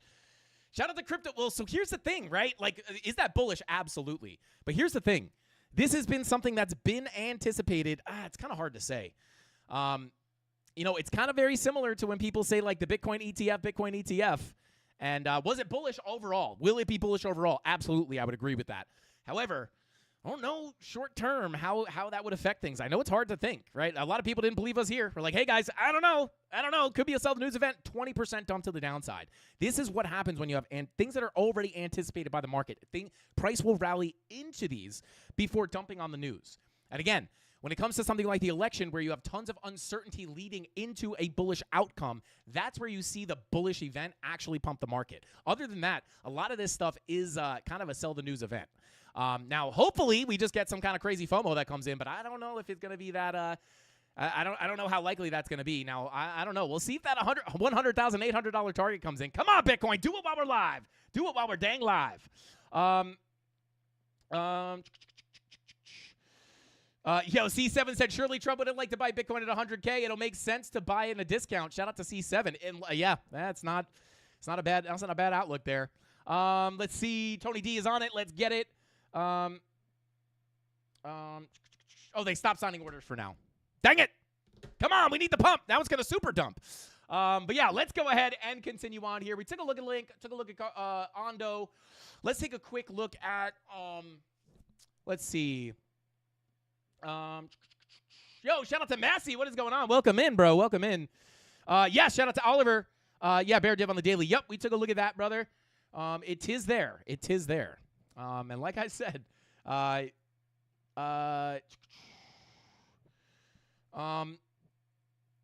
he's done signing. All right, that's it. They didn't sign the crypto thing. Send it to zero. Send it to zero. No dump first, then pump. Yeah, that's kind of what I'm looking at chart-wise. See if we can push down into these zones. But yeah, we'll see what happens. Like I said, can't get above this dang golden pocket. Dang it. Shout out to Alpha Vision Trump Coin. We can take a look here. This is really hard. This came out like the other day, right? So I will show you the key levels, but again, I want to be very clear. There is zero information on this on the higher time frame. So this makes it very, very hard to make like legitimate calls. It's also a meme coin, which doesn't oftentimes, especially when they're new, oftentimes they don't respect TA. The only thing I can really give you here is, I mean, even if I pull from this low to the high, yeah, it's really difficult, right? You're holding this 786. This is the key level to hold. If you lose this, you're probably going much lower. But as of right now, like these are the local profiles that I'm looking at. If you could get back above this 41.39 level, that is where I would look for the continuation up into this range. But until then, if you can't get back up in there and you lose this, again, there's not a lot of price history to go off of. The only other thing I can really look at is this little consolidation right here, which does bring you closer to about $29 to $24, right? So really the only thing I can take away from this is if you lose this range and you cannot get back above this value area low, you're probably going to get the bigger drop down into this zone. Because I can't come up here. There's like no TA to be done on any of these higher time frames. There's just zero information. So I have to stick down to like the lower minute time frames, which again, obviously isn't the best thing to find like massive moves on. But this is really what we have, right? If you get the bigger move up, I will say this. Key target would be between about $59 to $62.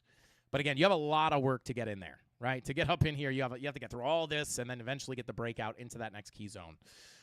So very, very hard to do TA on something this new. But those are definitely, if you want to grab these would be the key levels I would be watching with the next. If you get a big move up, the major targets would be this golden pocket at about $60.83 up to the 786 at about 68.61. So that's kind of all I can give on this. Other than that, very, very hard to do TA on this with very little price action. But those are the two local ranges that I'll be looking at. You can go ahead and grab those levels and put them on your chart if you do wish. Let's see.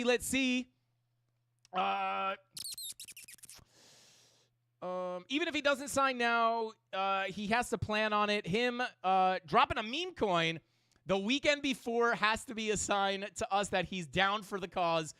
It would just be questionable to drop a coin and then sign something into pump price. Could be considered market manipulation. Yeah, shout out to Golden Child. I obviously, like I said, I remain bullish on crypto long term. Obviously, Trump is going to be bullish for crypto. And if it plays out anything like the previous cycles, guys, we could have a lot more upside ahead of us here on Bitcoin. But those are really the key levels. Let's see if we can take a look at some of the other SEI. We can take a look at SEI real quick. Let's take a look. Bada boom. SEI. Yikes. She's playing around with this lower value area, guys. If we are unable to reclaim this value area low, let's take a look here. Daily, 2-day. Yeah, 2-day red dot printing. Hang on one second. Let me just ask AI real quick to do some quick math for me. I told my AI. My AI, guys, shout out to AI. It's basically like it learns from it, like knows me so well. It's hang on one sec. What is 1/16? Yeah, what is the let's see here. So yeah, we have our 2-day red dot. What I'm looking for here is so the 3-hour would be the 1/16 there. No money flow crossover. Let's check the weekly real quick. Money flow coming out on the weekly. 3-day red dot printing. 4-day red dot printing. What's a 4-hour money flow looking like? Yeah, I'll be honest, guys. Money flow is kind of chopped up like crazy right now, at least on the medium time frames and the higher time frames. Honestly, it's clearer on the lower time frames than it is on the higher time frames, which is kind of not common. But I can really, I'll give you the key levels here on SEI.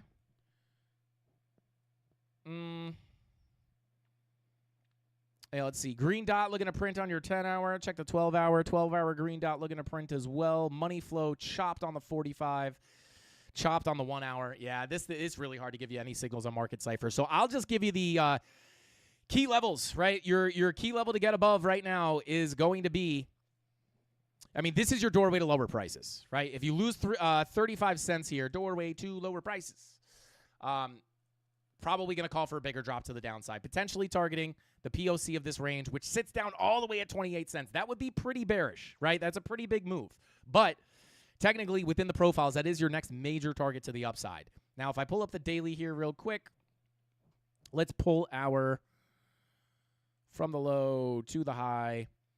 Okay, so I would also pay attention to this 786, right? So this 786 is kind of like the mommy, oh my God, bounce, mommy. I'm sorry, mommy, oh my God, bounce did not sound good. Mommy, oh my God, hold me, or oh my God, bounce from this level. This is the oh my God, let's bounce here. Please, for love of God, bounce from this level, right? I'm losing it, guys. I'm losing it.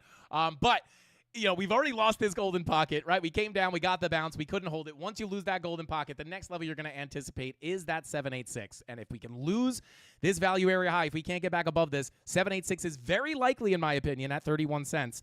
Lose this, that's where you could potentially see that continuation down towards that POC. Shout out to Blockchain Domain. Oh, my God. I don't know why I said that. Oh, God. Bounce Mommy's crazy. Bounce Mommy's insane. Anyway, let's continue on. So I knew Tony was going to get a kick at that. You're out of control. I'm sorry, guys. Oh, God, that was probably the, Bounce Mommy's insane, bro. Oh, my God. Anyway, let's continue on. Shout out to Crypto Anon says Forbes had an article a couple of days ago and are calling XRP to go to 100 to 400 in the next 4 weeks. Shout out to Crypto Anon. That would be insane. That would be. Let me do some moon math here. Hang on, guys. Hang on. Let me do some moon math here.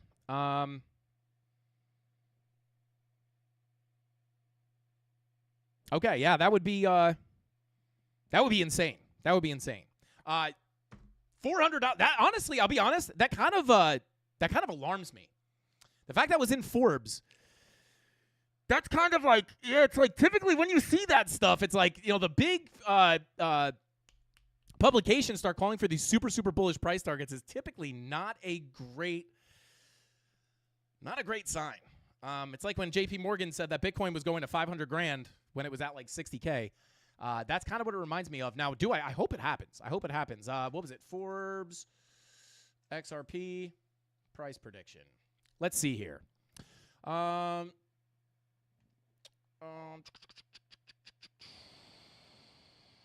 Forbes has predicted XRP alongside other cryptos is set for a significant price boom in response to the projected $6 trillion inflation reversal by the U.S. Federal Reserve. The XRP price rising due to technological bada boom, suggests that the coin's price can reach to $4.29 by the end of 2025. It could reach $10.72 with a possible maximum trading price at $11.44 in 2028. That's actually more conservative than what I'm looking at. And I have pretty conservative price targets for XRP, if I'm being honest. That's more in line with what I'm looking at. Between $5 and $11, $5 and $12 would be more realistic. But this is obvious. Must be something different than what you were looking at, Anon. But it said Forbes. Interesting. If XRP goes to $400, I will give everybody in the live stream when it's hitting $400. I'll give everybody in the live stream $1,000. I can't do that because it'd be impossible to like logistically do. But I would do that. Like that, I would be a quadrillionaire if that happens. So please, for the love of God, I hope that happens. Yeah, I wish I could find this. When was it posted? Yeah, the thing I read, that said it was from 4 days ago. Let me see this real quick. Let's see.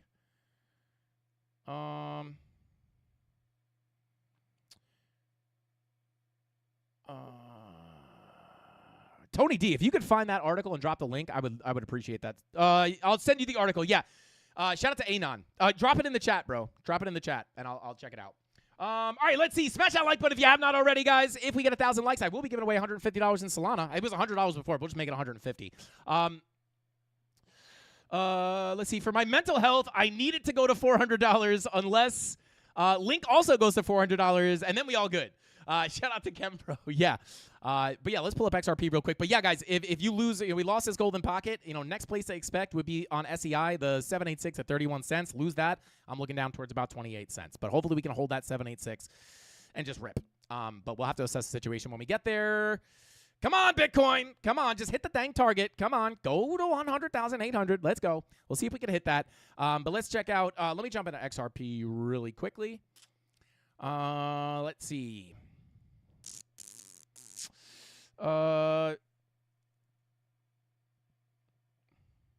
Yeah. Shout out to T Money says, do the math. Do the math. The market cap makes no sense. Yeah, absolutely. That's the camp I fall into, right? I don't want to rain on the XRP parade, but for XRP to go to $400 from a market cap perspective makes zero sense. Let's pull up the coin perspective. Let's do it. Now, again, like I want XRP to go to $100 to $400 more than anybody else, or just as much as anybody else. But it's the old market cap argument here. It just is from market cap perspective. Unless something happens or there's some kind of I don't know. Like I'm very open to the idea that like maybe there's something I don't see, but I've never seen that compelling of an argument that trumps the market cap argument. But if we pull up the coin perspective here, let's take a look. XRP to $400. That's 4,000. I mean, some people say $10,000, right? That's $23 trillion in market cap. Something's got to break. Something has to break for this to happen. This is multiple of the entire market cap of crypto would all have to go to XRP. So from a market cap perspective, this makes zero sense to me. Do I hope it happens? Yes. Am I open to hearing the argument for that being possible? Yes. As a matter of fact, I'd be very inclined to be biased towards believing it because I want it to happen so bad. But again, like, yeah, you can't, shout out to T Money. I think that was who said that. The market cap argument is just always going to stand here. Like $23 trillion is insane. So you got to be realistic, but you know, we'll see what happens. We'll see what happens. Hopefully somebody, if XRP goes to $100, it will exceed the market cap of Bitcoin and NVIDIA put together. It's not happening. Yeah. That's kind of the camp that I fall in. That's the camp that I fall in. But again, hopefully I'm wrong. Let's see.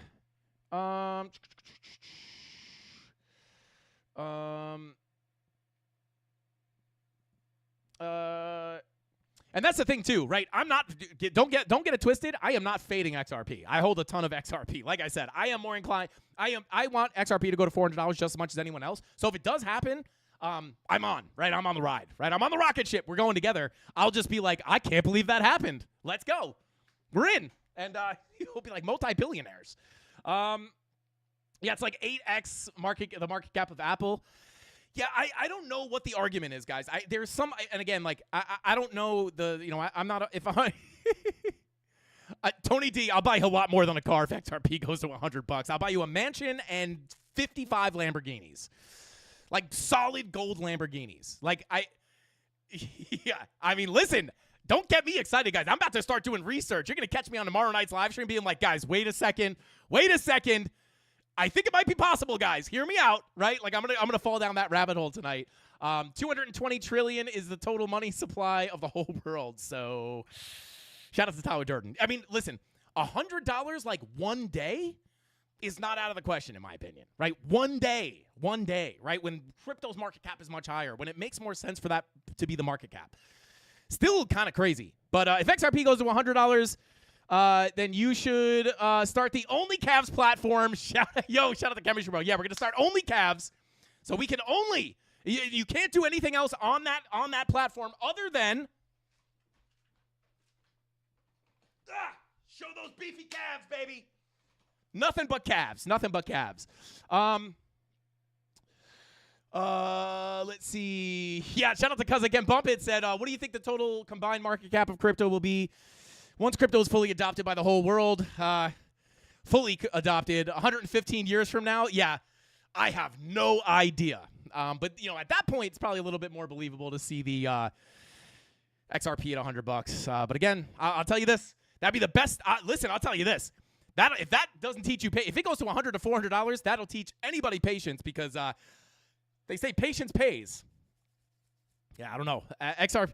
Super chat, shout out to Tony D. Said, over 1,000 people in here. Smash that like button. Welcome. Lots of new faces. Shout out to Tony D. If you're new here, welcome to the CandleMafia, where we don't necessarily, we hope XRP goes to $400, but don't necessarily believe the data.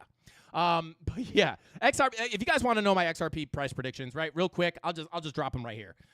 For this bull run, right, in my opinion, right, XRP to $400, right? XRP getting, so I think the argument, I don't really understand the argument. I think the argument is like, they're just going to put like every asset ever in the world on the XRP ledger. And to be honest with you guys, I'm a trader. I don't even really understand how that would be possible or how that even works on the back end. So just from a trading perspective, from a market cap data perspective, $400, especially in this bull run, would be absolutely insane. Unless something breaks, right? Or something changes or there's something I don't know. But from a market cap perspective, that's insane. But for this bull run, target one, like between $5 and $14, like in this zone is like where I would be looking for the all-time high to come in. Somewhere between $5.28 and $14.81. Could we go higher? Sure. Could we not reach $5.28? Sure. But this is really what I'm looking for. If we get blow-off tops on the altcoins, I would expect XRP to come somewhere in here between $5.28 and $14.80. And I'll be honest, we come up in here, I'll buy Tony a car. Won't be 100 gold Lamborghinis, but maybe we'll get you like one regular Lamborghini. But yeah, this will be kind of where I would be looking for price to come into. Realistic targets, guys. Like I said, especially when you see like big publications calling for stuff. It is a little bit alarming, but we'll see. Hopefully it happens. We won't be alive to see it happen. Shout out to T Money. Let's see. Talking about ISO Communications. Shout out to Big Trump. Can't say the rest of that one. Shout out to you, bro. Let's see. Yeah, shout out to Crypto said 1480 buys you a Mercedes. Let's get it. Shout out to Crypto Paradox. Yeah, shout out to Hyman. Let's take a look at Tia real quick. We were looking at this on the premium live stream earlier today. Yeah, I mean, listen, Tia just... Let's take a look here. So, yeah, we're just back in our accumulation zone. Really, the way I'm looking at Tia right now is... Let's pull up Market Cipher B real quick. You know, I was accumulating Tia all throughout this range, and then we finally got the breakout, and we were hoping this was going to be like the breakout. Come on, alt season, let's send this thing to the moon. And then we just got the breakout to the previous value area low. This acted as resistance. We got the drop back down into our accumulation range, and we're just bing-bonging around in here. I'll say this. Key level to get above on Tia, we did this earlier today, 540. You got to get out of here. You got to get above 540. Once you do that, you have an opportunity to attack the value area high at about $7. Once you get above this $7 value area high, that's where maybe we see things start to launch off, right? But you got to be careful in here. If you get another drop to the downside, this is the oh my God, mommy hold me level, not bounce mommy. we need a Actually, never mind. I was going to say we need a bounce mommy emoji, but Tony D, do not make one because I know that we'll get banned on YouTube if you make that. I'm looking for the article. Shout out to Crypto Anon. Let's see here. Let's see. Tony D says Grand Cherokee Trackhawk. Did somebody ask him what he wants? What kind of car he wants? I assume that was the answer to the question. Trackhawk. Oh, Tony D wants a Trackhawk, Cherokee Trackhawk. Yeah, they're bad. Those things are bad.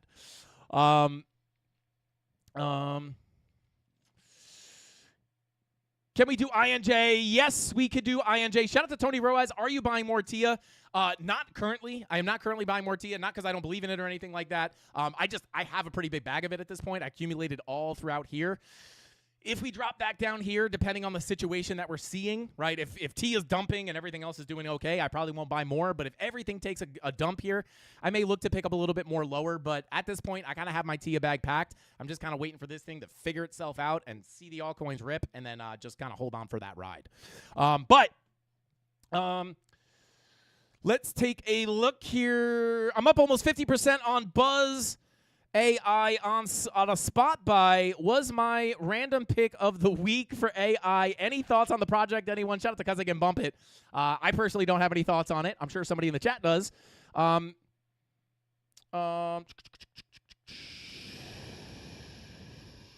Okay. Let's see. Chemistry Bro says kind of random speculation. Nothing concrete there, unfortunately. And they're saying 60K in there, which is just silly.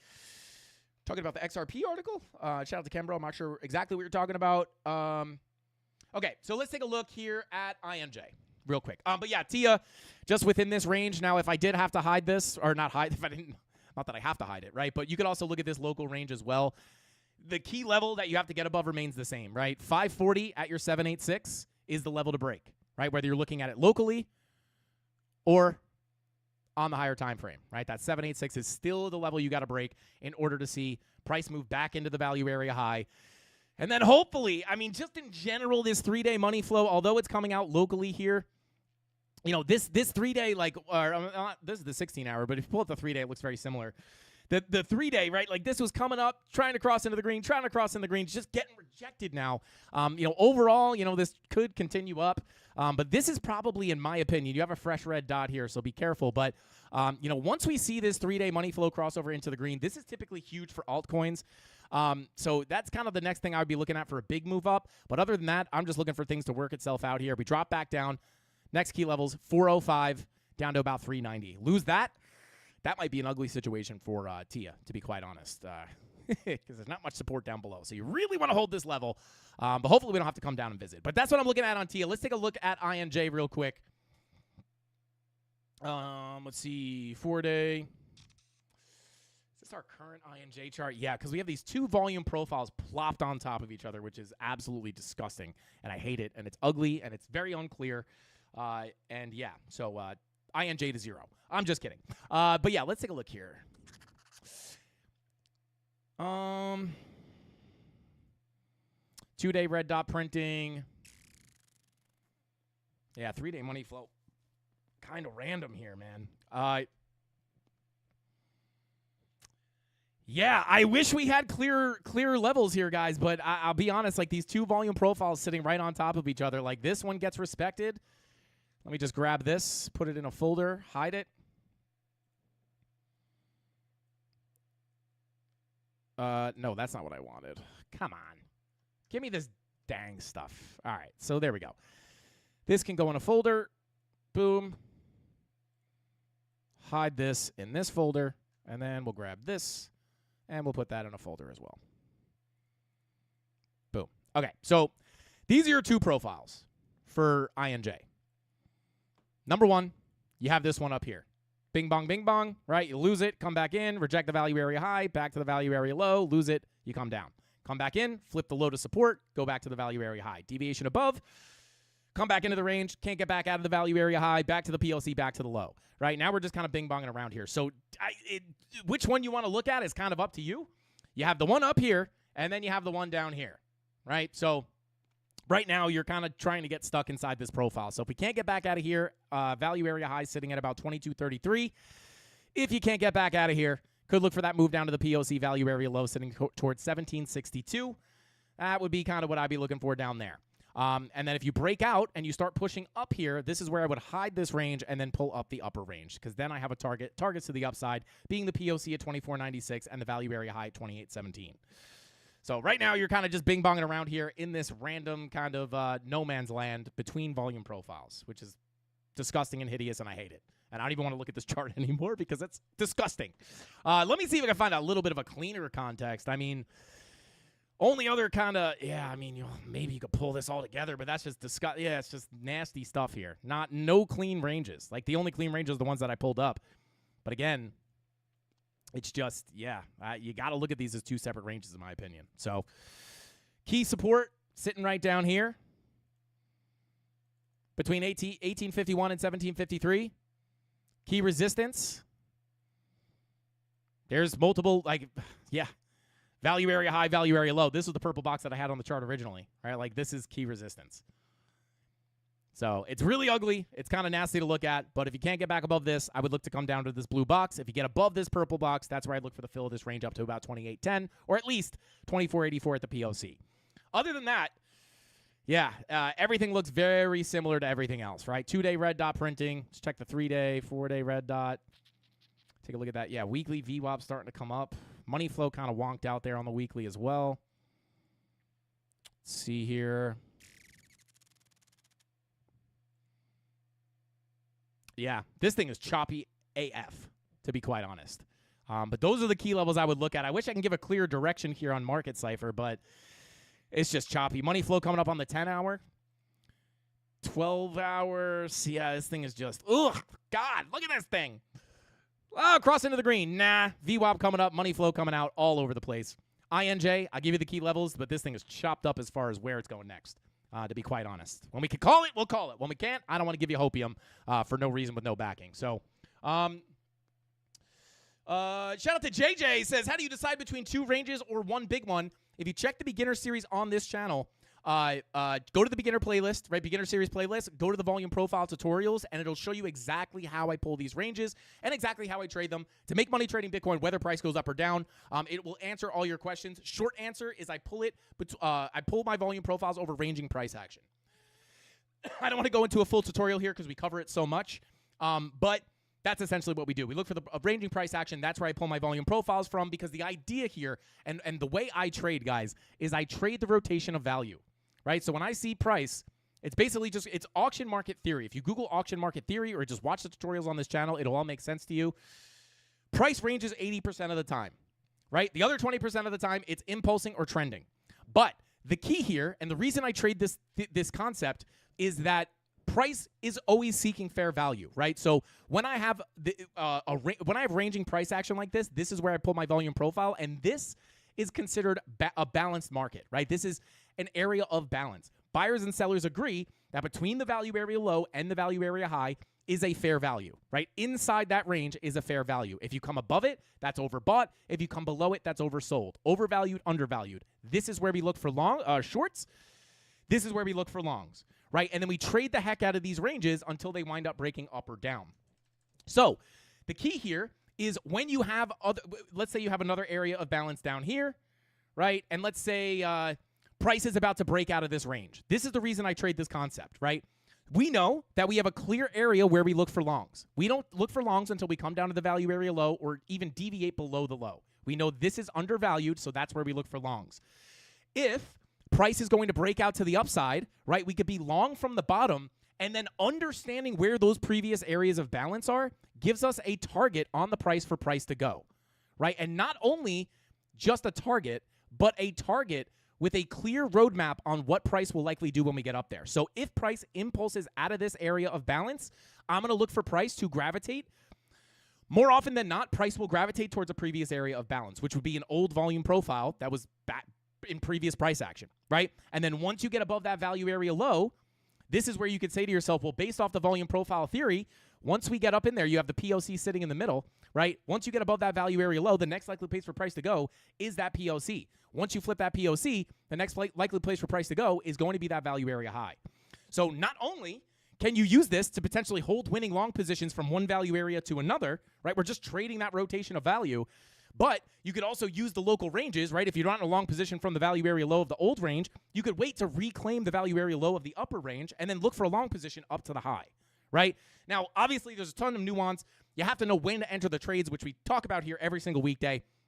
And check all the videos on the channel, guys. It's a free trading course. Make sure you subscribe to the channel. I drop market updates. We go live here every day at 5:45 p.m. Eastern Standard Time. But that's the general idea.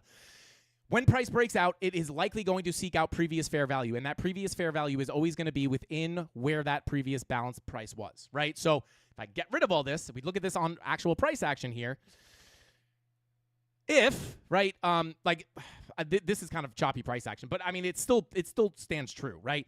You have your balanced area right here. Price comes above the high, you go back down to the POC, back down to the low. Deviate the low, go back in to the POC, to the value area high, right? Deviate above the high, back to the POC, right? Back to the POC, back to the value area low. Deviate below the low. Once you impulse out of here, you're looking for price to gravitate back into this area of balance and fill that range in full. This is very apparent on Ethereum. This was like a very simple higher time frame value trade that we took. We had lower value here and a very clear upper value area above us. We knew, when we covered this tirelessly on the channel, we knew once we wound up breaking out of this value area below, price was very likely going to gravitate towards that previous area of balance, flip that value area low to support, go to the POC, go to the high. Deviate above the high. This is what you're looking at as an overvalued price. You look for short entries up here for a return back into your range, back to the POC. We actually took a random trip back up to the value area high, but even so, you reject the high, back to the POC, lose the POC, you go back down to the value area low for a full rotation. Full rotation, full rotation. I know it's a lot of lines on the chart, but essentially, that's it, right? Balance area number one, balance area number two. This impulses to the upside, bull run. You're looking to go up to the value area high. Deviate above the high, bear market. Look to go down to the value area low. And it's always confusing and janky, but very often it's very tactile. Flip that low to support right up to the POC. That's the next likely place for price to go. The POC acts as a magnet for price. Once you get above that, you look to go to the value area high. So shorts, looking for shorts here, longs here, longs here, longs here, right? Shorts here. Anytime you deviate above or below a value area, that's where I'm looking for longs and shorts. Shorts, shorts, shorts. Longs, longs, longs, longs, longs, longs, shorts, shorts, shorts. Tons of money to be had. Price ranges 80% of the time. That's why I like this strategy, because it offers you so many trading opportunities, right? And then eventually, when price, it's not going to range around forever. So when it breaks out, you're going to be likely in a position, especially in the premium Discord, we're often in a position from the low of the previous range before it breaks out. Or if it's going to break to the downside, we're often in shorts from the high, because that's where we look for longs and shorts, right? So like this could range around for a while, but we don't know if it's going to break up or down. But if it breaks down, chances are we're probably in a scalp short from the high to the low. And then we could take profit on this trade, right? Because again, the context of this trade is enter at the value area high on confirmation, right? Which is a little bit, that's the tricky part, right? You have to know what confirmations to look for to enter the trade. But once you get in, clear path for that trade, right? If I were looking, let's say I was looking for a short here. Well, I'll just go back down to this range, right? Let's say I take a short here. What am I looking at as far as the roadmap for that position, right? Well, whoops. Let's go back here. Drop a little educational sauce for the Mafia. Come on. Come on. Bear with me here, guys. Okay. Right? So what is the concept here for that position, right? Well, let's say price deviated above the high. You find your bearish confirmations. Maybe it's bearish divergences. Again, I give my exact trade confirmations in the actual premium Discord, but, it's too much for a little 5-minute, I don't know if we'd be targeting that. Too much for a little 5-minute lesson here, but just to give you guys an idea of what I would look for here is the idea is you enter into the position at above the value area high. You find those bearish confirmations. If you do, the clear roadmap is to get that drop down to the value area high. Once you get stuck inside this range, you can't get bearish retest, right? You don't get above that value area high. The next likely place for price to go is going to be the POC of the range. Where does price go? Right to that POC, the strongest level, the most magnetic level within the volume profile. Once you lose that value area POC, bearish retest on that POC, now you're looking for price to eventually make its way down to that value area low. TP1 is always the POC for me. TP2 is the value area low. Now, if you get down here and things look super bearish and you think you're going to continue to the downside, you could take your TP2 and hold a small portion of that position in case price gets a bigger breakdown, and then that little range trade would turn into an absolute home run. Same thing down here, right? This is actually a pretty good example because this range was respected very well, right? So there's your short position, right? Then price deviates below the value area low once again.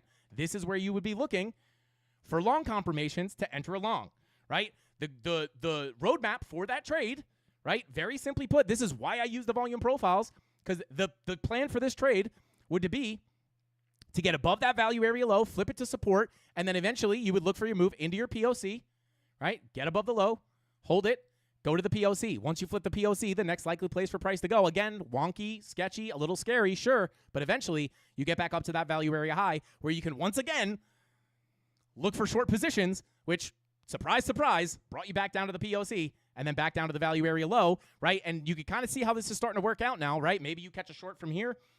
You ride it all the way down to the value area low. And then in this case, you look for that long position at the value area low. You take your TP1 at the POC, TP1 at the TP2 at the value area high, right? You can move your stop loss into profit or to break even to protect yourself, right? But then, excuse me, that you can hold a portion of that trade to turn into an absolute winner, right? An absolute grand slam, right? So you're just looking for singles and doubles on the daily, right? We are looking within these ranges. A little single, double to the downside, little range trade back to the upside, range trade back to the downside, and then eventually, as you're coming up here, you can lock in profits, move your stop loss to break even, guarantee those gains, and then if price breaks out, well, you wind up getting that grand slam home run, and if price comes out and stops you out, you'll get stopped out in profit, and you'll still make money, right? That's how you can guarantee a winning trade, and these are the positions that we've been taking on Bitcoin in the premium Discord, just to kind of show you, because this volume profile has been holding up beautifully as well, right? Deviation above the high, this is overvalued. You look for the short position, back down to the value area high, back to the POC, and we kind of front ran the value area low here a little bit. But either way, we wound up catching a long position here from front running that value area low into the value area high, deviation above, back to the POC, back down to the value area low, and then we caught that long position, which I just closed in full today, from the value area low to the value area high. And like I just said, we don't just say this stuff. We actually do it. This trade, I took my TP2 at the value area high. I let that winner run, and then I took the extra profits here as price action continued to the upside. I locked in some extra profits, letting that winner run. Instead of going value area low, POC value area high, I locked in the profits, got a little bit more, and then I closed the position in full. And now Bitcoin continuing down towards our target here. It doesn't look like we're going to get there by the end of the stream, guys. But let's see. Shout out to Thor. We took a look at ETH. Just scrub back to the beginning of the stream. I believe it was the first altcoin that we looked at, so just go back to the beginning and scrub until you see ETH, and you'll get all the sauce there. Let's see. Shout out to Andre. Andrea says, isn't the range we've had since December a bull flag? Zoom out a bit. Range that we've had since December. I guess I assume you. I mean, maybe you just mean this whole this whole range here. I mean, listen, I don't trade patterns. Could it be a bull flag? Yeah. I mean, anytime you impulse to the upside and consolidate, that could be looked at as bullish consolidation. Bull flags typically, yeah. I mean, it could be looked at like that. Like, I mean, a lot of people were looking at this consolidation as well as a bull flag, right? Grab your parallel channel, right? Bada boom, bada bing, right? These do break out more than they break down, right? This is more of a perfect example of a bull flag. But yeah, you could look at this as some kind of bullish consolidation. But again, it's not that easy, right? When I first started trading, I thought, I learned about trading patterns and I jumped on the charts and I was like, oh my God, I'm going to be a bazillionaire. I'm really good at remembering patterns. I could just find out where the bull pennants are and just long and make $1 billion, right? I learned very quickly that trading is not that easy, right? You see these TikTok videos of people being like, learn how to master the markets with this, they tell you to order a book that shows you trading patterns. And it's like, if trading was as easy as just seeing a bull pennant and looking for a long, it would be so much easier than it actually is. There's so much more to trading than that. You have to understand where liquidity lies. You have to understand so much other stuff in order to really predict where price is going to go. To me personally, patterns are kind of arbitrary. It's more of a way to describe price action. Do bull pennants break up more than they break down? Technically and statistically, they do, but in my opinion, I only say this from experience. I used to try to trade patterns in the beginning of when I started trading. It doesn't work, right?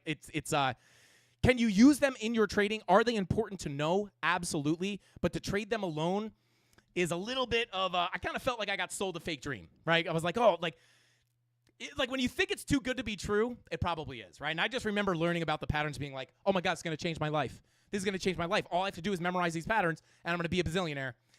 Luckily, that sucked me in to trading and started my journey. And then once I realized that it wasn't as easy as trading patterns, I didn't give up, right? I just was like, well, hey, there's got to be a way to do this, right? I see people making money doing this, and I just stuck with it. But, I do pay attention to patterns. I just don't trade them alone. Like, even on XRP, like, XRP tends to respect the patterns a bit more. Like, you have this beautiful bull pennant, right? It breaks out. I mean, honestly, like, to be 100% honest here, like, even this, yeah, like, it's kind of hard, right? Or actually, no, hang on. Let me pull up the this bull pennant, right? So, right, this is like a really clean bull pennant. But here's the thing. If you're going to trade patterns, typically what you would do is you would wait for the breakout and then the retest of the top of the pattern, right? So if I were to trade this just based off the pattern, you wait for the breakout and then you wait to retest the top of the pattern, right? And then that's your long entry. But again, it's very rarely is it that clean. Much more often you get fake outs to the upside and then a dump or a fake out to the downside and a rip, right? Like oftentimes you'll see like a fake out of a pattern and then a move back up. And that all has to do with understanding where liquidity lies in the market, which in my opinion is a much better way to predict where price is going to go. But again, you will see bull pennants break out more than they are. I hate to go on a tangent, but that's kind of how I handle that stuff. Let's see, Blockchain Domain. Thank you for the super chat, bro. I appreciate you. He says, Frankie Candles has taught me so much. I can't be thankful enough for this channel. Please watch all the beginner videos. You will be thankful too. Shout out to Blockchain Domain. And I appreciate you for saying that, bro. I appreciate the super chat. And shout out to Inspector Chris, guys. He was super chatting us last week on the live stream saying that he was able to learn enough from the channel, I believe for free. I think he might be in the premium Discord as well, but I think he was talking about how he learned enough on this channel for free, guys.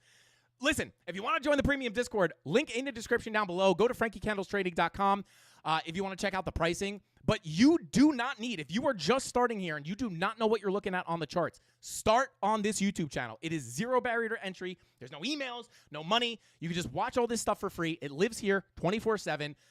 Watch all the tutorials. Take notes. It's not as easy as watching a 5-minute tutorial and then just making $1 million trading. You have to take notes, right?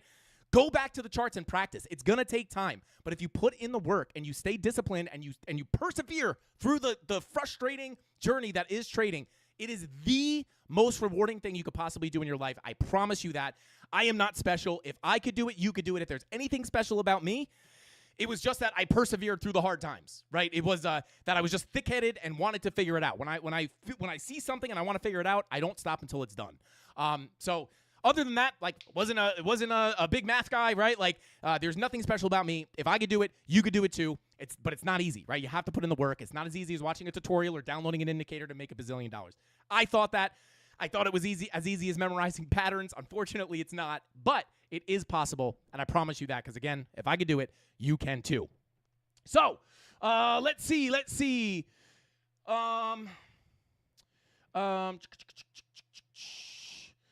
Bada boom, bada bing. Let's take a look here. Shout out to Thor. We took a look at ETH. Just scrub back, brother. Go to the beginning of the stream. We dropped all the sauce on ETH. What are my thoughts on XRP for the upcoming days? Well, we actually took a look at that as well, but I'll check in real quick for you again. Just because we've been talking about XRP a lot today. Let's see. Bada boom, bada bing. All right, where's that local? I'll just pull the local range here, right? So right now, I would be looking at XRP in terms of this volume profile, right? Same thing we were just looking at before. I know these levels are somewhere on the chart. Where the heck? Why is this not? Hang on one second. Okay, well, I guess whatever. I'll just redraw it, right? So this is your local volume profile for XRP. Let's see. Bada boom, bada bing. Value area high, POC, value area low. So this is your local profile. Key level to get above. Now, is it likely? Is that a blood diamond on the 8 hour? 4 hour, I'm sorry. Yes, it is. Let's see. Yeah, where's your 8 hour? 8 hour red dot confirmed. Yeah, this money flow and market cipher is looking very similar to Bitcoin, but I will say this. Once you get above, like, your goal here is to get above this value area low at $3.14. Flip that to support. That's your best chance of coming back into this profile. Now, again, I will say this too. It's maybe I can, let me see. This isn't like the best profile. You could see you go from the low back to the POC, project the POC, you deviate again, you get back in, you go to the high. It's not the cleanest range, to be quite honest. If I pulled it a little bit more like this, or maybe even to here. Yeah, it's hard. I'd probably just be looking at this full range, right? Your value area is in here. Deviate below. This would be considered undervalued. If you flip that value area low to support, I would look for that move into the POC. Flip that POC.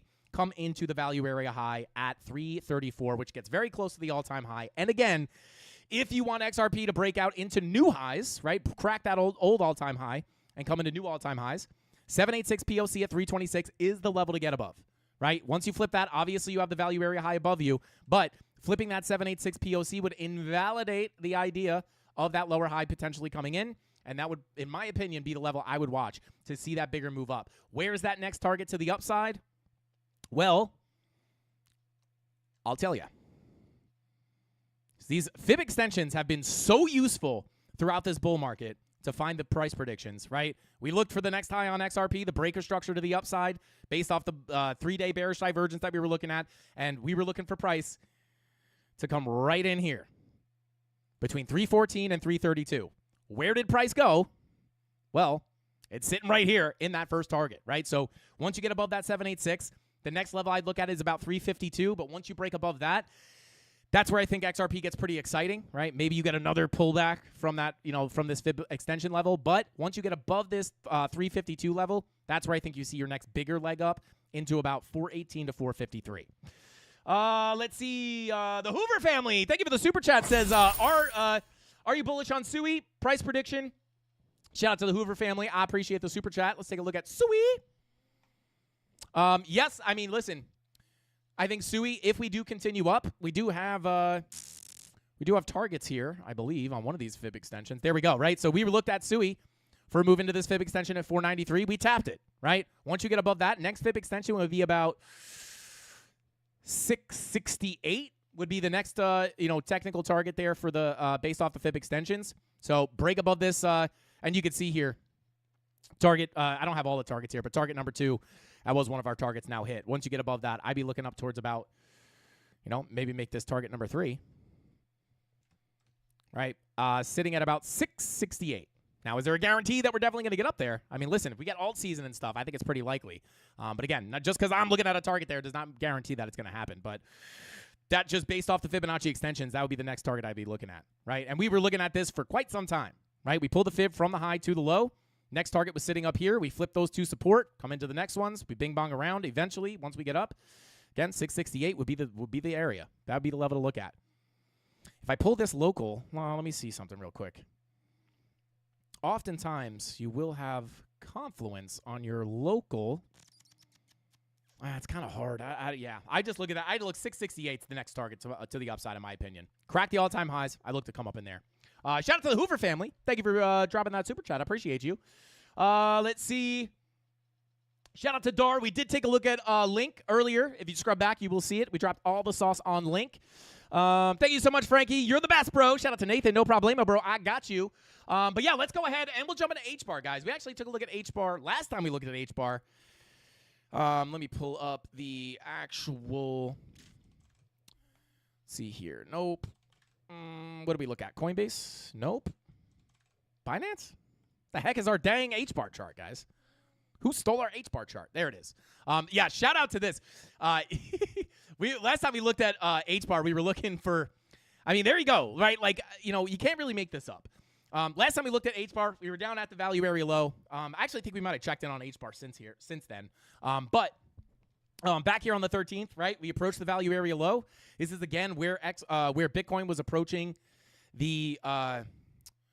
where Bitcoin was approaching its value area low, where we took the long position in the premium Discord, right? January 13th, 12th, 13th, right? Come back to H-bar. H-bar comes into that value area low, and we were just showing an example of what a long position could look like. Now, obviously, it's not going to follow your line perfectly, but like I said, like I was just showing, right? A lot of people charge for this, guys. This is hold the low, flip it to support. The next likely place for price to go is the dang POC. If you're not trading the POCs, you're leaving money on the table 100% of the time. Flip that value area low to support. Next likely place for price to go is the POC. Get above the POC. You're looking for price to go into the value area high. And that was kind of like a, that was like a free setup that we put on the live stream right here. But we look for these setups all the time in the premium Discord. But yeah, that's just, at this point, you're deviating above your value area high, right? So we got to move up. Got the correction. We're holding our value area high as support right now. So let me go ahead and pull up a higher time frame here real quick. Let's see if we could call a move here. Yeah, so your key level of support, 2 major key levels of support I would watch. 786 POC, Confluence sitting between 29 and 28.5 cents. And then it's kind of a big zone, to be honest. Your value area high, golden pocket, that's level number 1, right? Because if you come on down, if we lose this value area high, this golden pocket could be an area to put in a higher low and continue up. Just like that 786 is the area to look for the higher low and the continuation up, right? When we look for higher lows inside of a trend, right? You have a low, a high, low, a high, a higher low, a higher high, right? This is an uptrend. If you're looking for a pullback, right? If you're looking for a cool off and you're looking to put in a higher low and put in a higher high to continue that uptrend, what are you going to be looking at? You're going to be looking at the Fibonacci retracements, right? That higher low is very likely, right, to come in at the golden pocket, 786 retracement, right? So in a case like this, right, I'll just draw this as a trend, right? It's not going to actually line up because obviously this isn't real price action. But, if we have a pull from the low to the high here, if we pull back, you could potentially, right, this is going to be a wonky trend because I'm drawing it. But that higher low is very often going to come in between the golden pocket 786. This is kind of drawn in a weird way. But that's where we're looking for those higher lows. Just like when we look for continuations to the downside, right? It's the same thing. And I have a video on the channel. It is called, what is it called? It's called, I forget. Go to the beginner series. I have a video on there where I talk about the Fibonacci extension or Fibonacci retracements and exactly how I look for positions, right? So if you pull from your low to your high and you're looking, like if you're in an uptrend here, right? Boom, boom, boom. And you pull from your low to your high, That's where you're looking for the higher low, between the golden pocket and the 786. This is where we know the higher lows are likely, and that's where we look for the pushes to the upside. This is exactly what we did when we were looking at Bitcoin here recently, right, on the live stream, right here, right? We got that move to the value area high. We knew we were going to get a correction, but with money flow in the green on key time frames, we were looking for a higher low and a continuation to the upside. Where was that higher low likely to come in at, right? Pull from your swing low to your swing high. We know that higher low is likely to come in between the golden pocket 786. What happens? We dip into that level, and we also have the POC confluence there, which is nice as well. Come into that level, and where do you put the higher low in? Right in that zone, and then you continue to the upside. So anytime you're trying to catch a trend, that's where you're going to be looking for those higher lows to come in at. So we come back over to H-bar. Bada boom, right? If we're going to be looking for the continuation, potentially, of this trend, I would look for that higher low to come in between that golden pocket and 786. But I would look at them as separate zones because they're kind of far away, right? So you have the low, high, maybe a higher low, and a higher high, just like that, right? Maybe you wick down to the 786. If it doesn't come in at the golden pocket, 786 is your last chance. If you lose that, it invalidates the idea of that higher low coming in at the 786, and you would look for a move down to the value area low at 26 cents. Almost ran out of breath there. But let's see. Let's see. Bada boom, bada bing.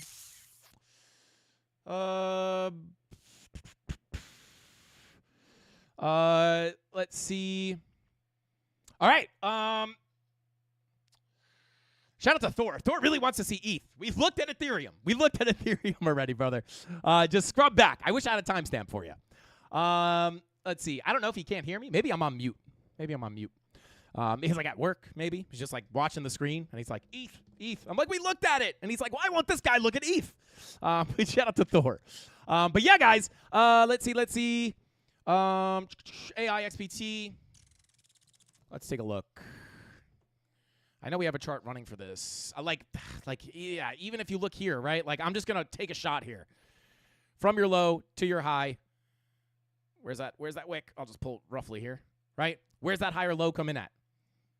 Right? Low, high, higher low, higher high. There's your uptrend, right? Where's it come in at? Between the golden pocket and the 786, right? Hopefully that shows that well. But let me see here. What is it? What are we looking at? AI XPT. I thought we had a. I think we do have a chart on this. Is it MEXC? Nope. I just have to start a new chart here. All right. AI XPT. Let's take a look at the Bybit perpetuals. Okay, so yeah, I know a lot of people would look at this as a bull flag, right? Oh my God, bull flag. It's gonna break out. Bada boom. Maybe it will. I mean, to be honest, 1 hour money flow crossing over into the green. 12-hour green dot looking to print. 16-hour green dot printing. Ooh, baby. Ooh, baby. All right, so I would look at this like this. Let's go ahead and pull this profile. Bada boom. Bada bing. Let's take a look. Okay. So this would be the volume profile I would look at, right? You get above the low. You went right to the POC. Now you're getting a pullback. You would hope, and here's a perfect example of like how I would trade this, right? Like 1 hour bullish divergence with money flow coming up, lower lows on your price action, higher lows on your momentum waves. That's where you're looking for your potential longs with the anticipation of looking for this to go from the low into the, and if you get an entry down here, you could even take profit at the value area low, giving you TP1 at the value area low, TP2 at the POC, TP3 at the value area high. So 3 TPs then, right? Or, it all depends on each individual situation, but you have that bullish divergence. That could be looked at as a bullish confirmation. Get above the value area low. Once you get above that value area low, right, you're looking at this like, hey, I'm going to get in here. I know it's likely to get gravitated towards the value area low. Once I get above it, flip it to support. I can go back to the POC for another take profit. So right now, you front ran the POC. Whoops. Make that a little more accurate. You front run the POC slightly. You come back down, but as long as we hold above this value area low, could look for a move back into the POC. Once you flip that POC, you could look to go to the value area high. Now, I wouldn't be entering the trade right this second, right? Like that, my entry probably would have been down here on a 1 hour bull div, right? It's just a rough example, right? I like to see more than just that, but that's kind of what I would look at here, right? Like deviate below the low, flip the low to support, POC, value area high. Rejection from the value area high, POC, bearish retest, value area low. Fake out to the POC, back down to the low. Bullish confirmations, back in. So as long as you remain within this range, I would look for this to get respected. If you break down below this range, well, you have another pretty clear volume profile sitting just below you, which I'd probably pull like this, right? Boom, boom.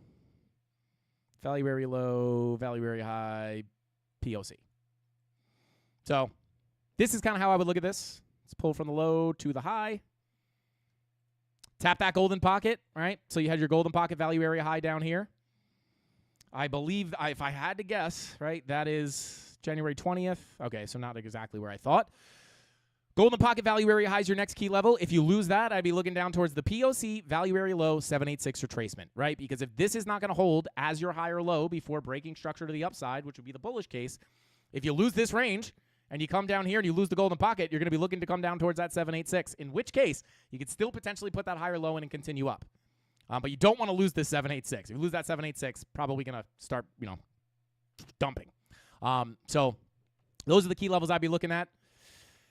Yeah, 30-minute money flow looking to cross over into the green potentially. Let's check that 8-hour green dot printing. So if you hold above this value area low, I'd look to potentially come up and at least hit that POC at 76 cents. If not, push up towards that value area high. But, guys, with all that being said, I think that's all the time we got for tonight's live stream. I think we might have went a little bit long tonight.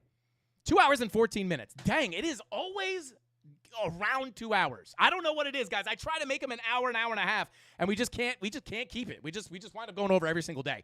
But when it comes to dropping the sauce for the CandleMafia, guys, I can't resist. I just like hanging out with my people and doing that crazy TA, making money trading Bitcoin, whether price goes up or down. Shout out to everybody in the chat. Oh, shout out to the Hoover family. Said Solana price prediction for this cycle. Stick around for the fake out. Maybe I'll pull up some of those predictions. Shout out to Hoover, the Hoover family. I appreciate you for the super chat. XCN is the 5th most Googled crypto. You ignore this? No, I wouldn't ignore that. Shout out to XCN. We actually never take a look at XCN. We could maybe take a look at that tomorrow on the live stream. Mrs. Candles, come get them. Shout out to Jay Violet. I'm running. I'm ranting, baby. But shout out to the Mafia. I appreciate everybody for hanging out with us here till the end of the stream for a full 2 hour and 15 minutes of analysis on every coin that's ever existed, except for XCN.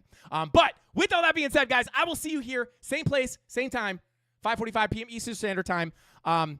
Hopefully, you guys know all the key levels on Bitcoin. Hopefully, we don't drop below that value area high. If we do, could be a bigger move down towards that POC. But for now, let's see if we can get that pull back to $100,800. And until then, pray for Bitcoin. Hopefully, this wasn't the top. I'll see you guys tomorrow. Hasta pasta. Frankie Candles out. Bing bong!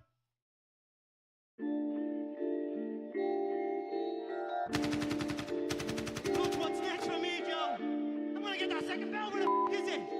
They should have had them 2 bells ready. Spit shine for me. Yeah. Head up in the clouds, dog, they saying I look stressed.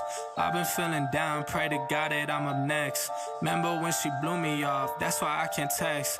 Now she call me petty, but I swear I can't forget. This ain't a test. Now they saying that I ball like Jerry West. Coming back for what is mine, can't take no less. I said go and take a shot, so I need your best. And stop the threats, so nobody's into me. I don't got time, I'm not giving the energy. Too many people around me, I'm finicky. I do not mess with you, dog, you're not kidding me. You don't got way too close. I been up at the top now, so they all wait for the landslide. I seen too many people that switched up, whose man's high. Through it all, I stay the same, I swear to God, I can't lie. Been down so damn low that I came up from my life. They talk way too much on the internet, it's not real life. I swear my fam waiting, I can't lose, and I'm still right.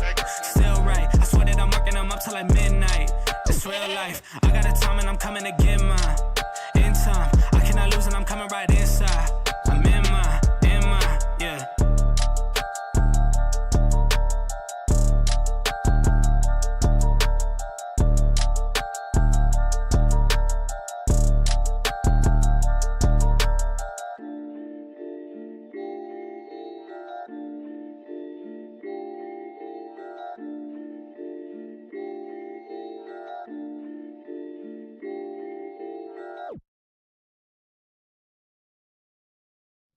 we got the speed analysis here. I still have the headphones on. I was listening to the music, guys. I like to hear the jams. But quick speed targets here on Solana. Real quick, just based off the Fibonacci extensions, the next major targets for the all-time highs, although we kind of wound up breaking the 2021 all-time highs here slightly today.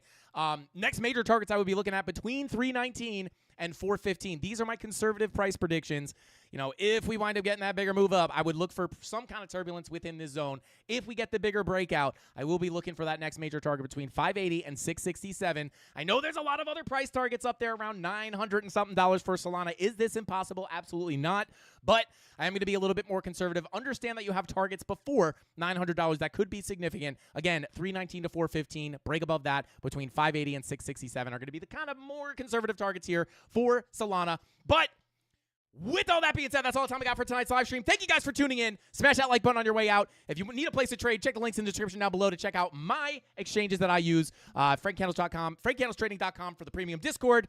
And yeah, have a great night, guys. I'll see you tomorrow, same place, same time, 5:45 p.m. Eastern Standard Time. That's all I got. Hasta pasta. Frankie Candles out. Bing bong.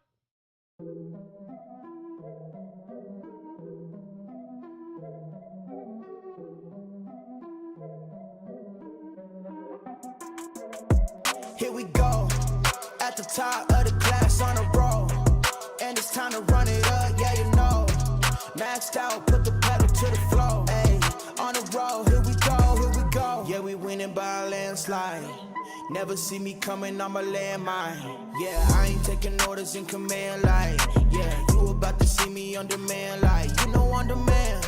If you ain't know, you about to understand. Yeah, I got the team by my side, right hand. Yeah, take it to a string, you ain't seen it like that. Yeah, and it's the dream, and we coming for the bag. Yeah, and we ain't never going back now. Future expedited, now we on the fast track now. They won't lend a hand, now they see us on the map now. It's time to act out. Here we go, at the top of the class on a roll, and it's time to run it up, yeah you know. Maxed out, put the pedal to the floor, ayy, on the roll, here we go, yeah, at the top of the class on a roll, ayy, and it's time to run it up, yeah, you know, yeah, maxed out, put the pedal to the floor, yeah, on the roll, here we go, here we go.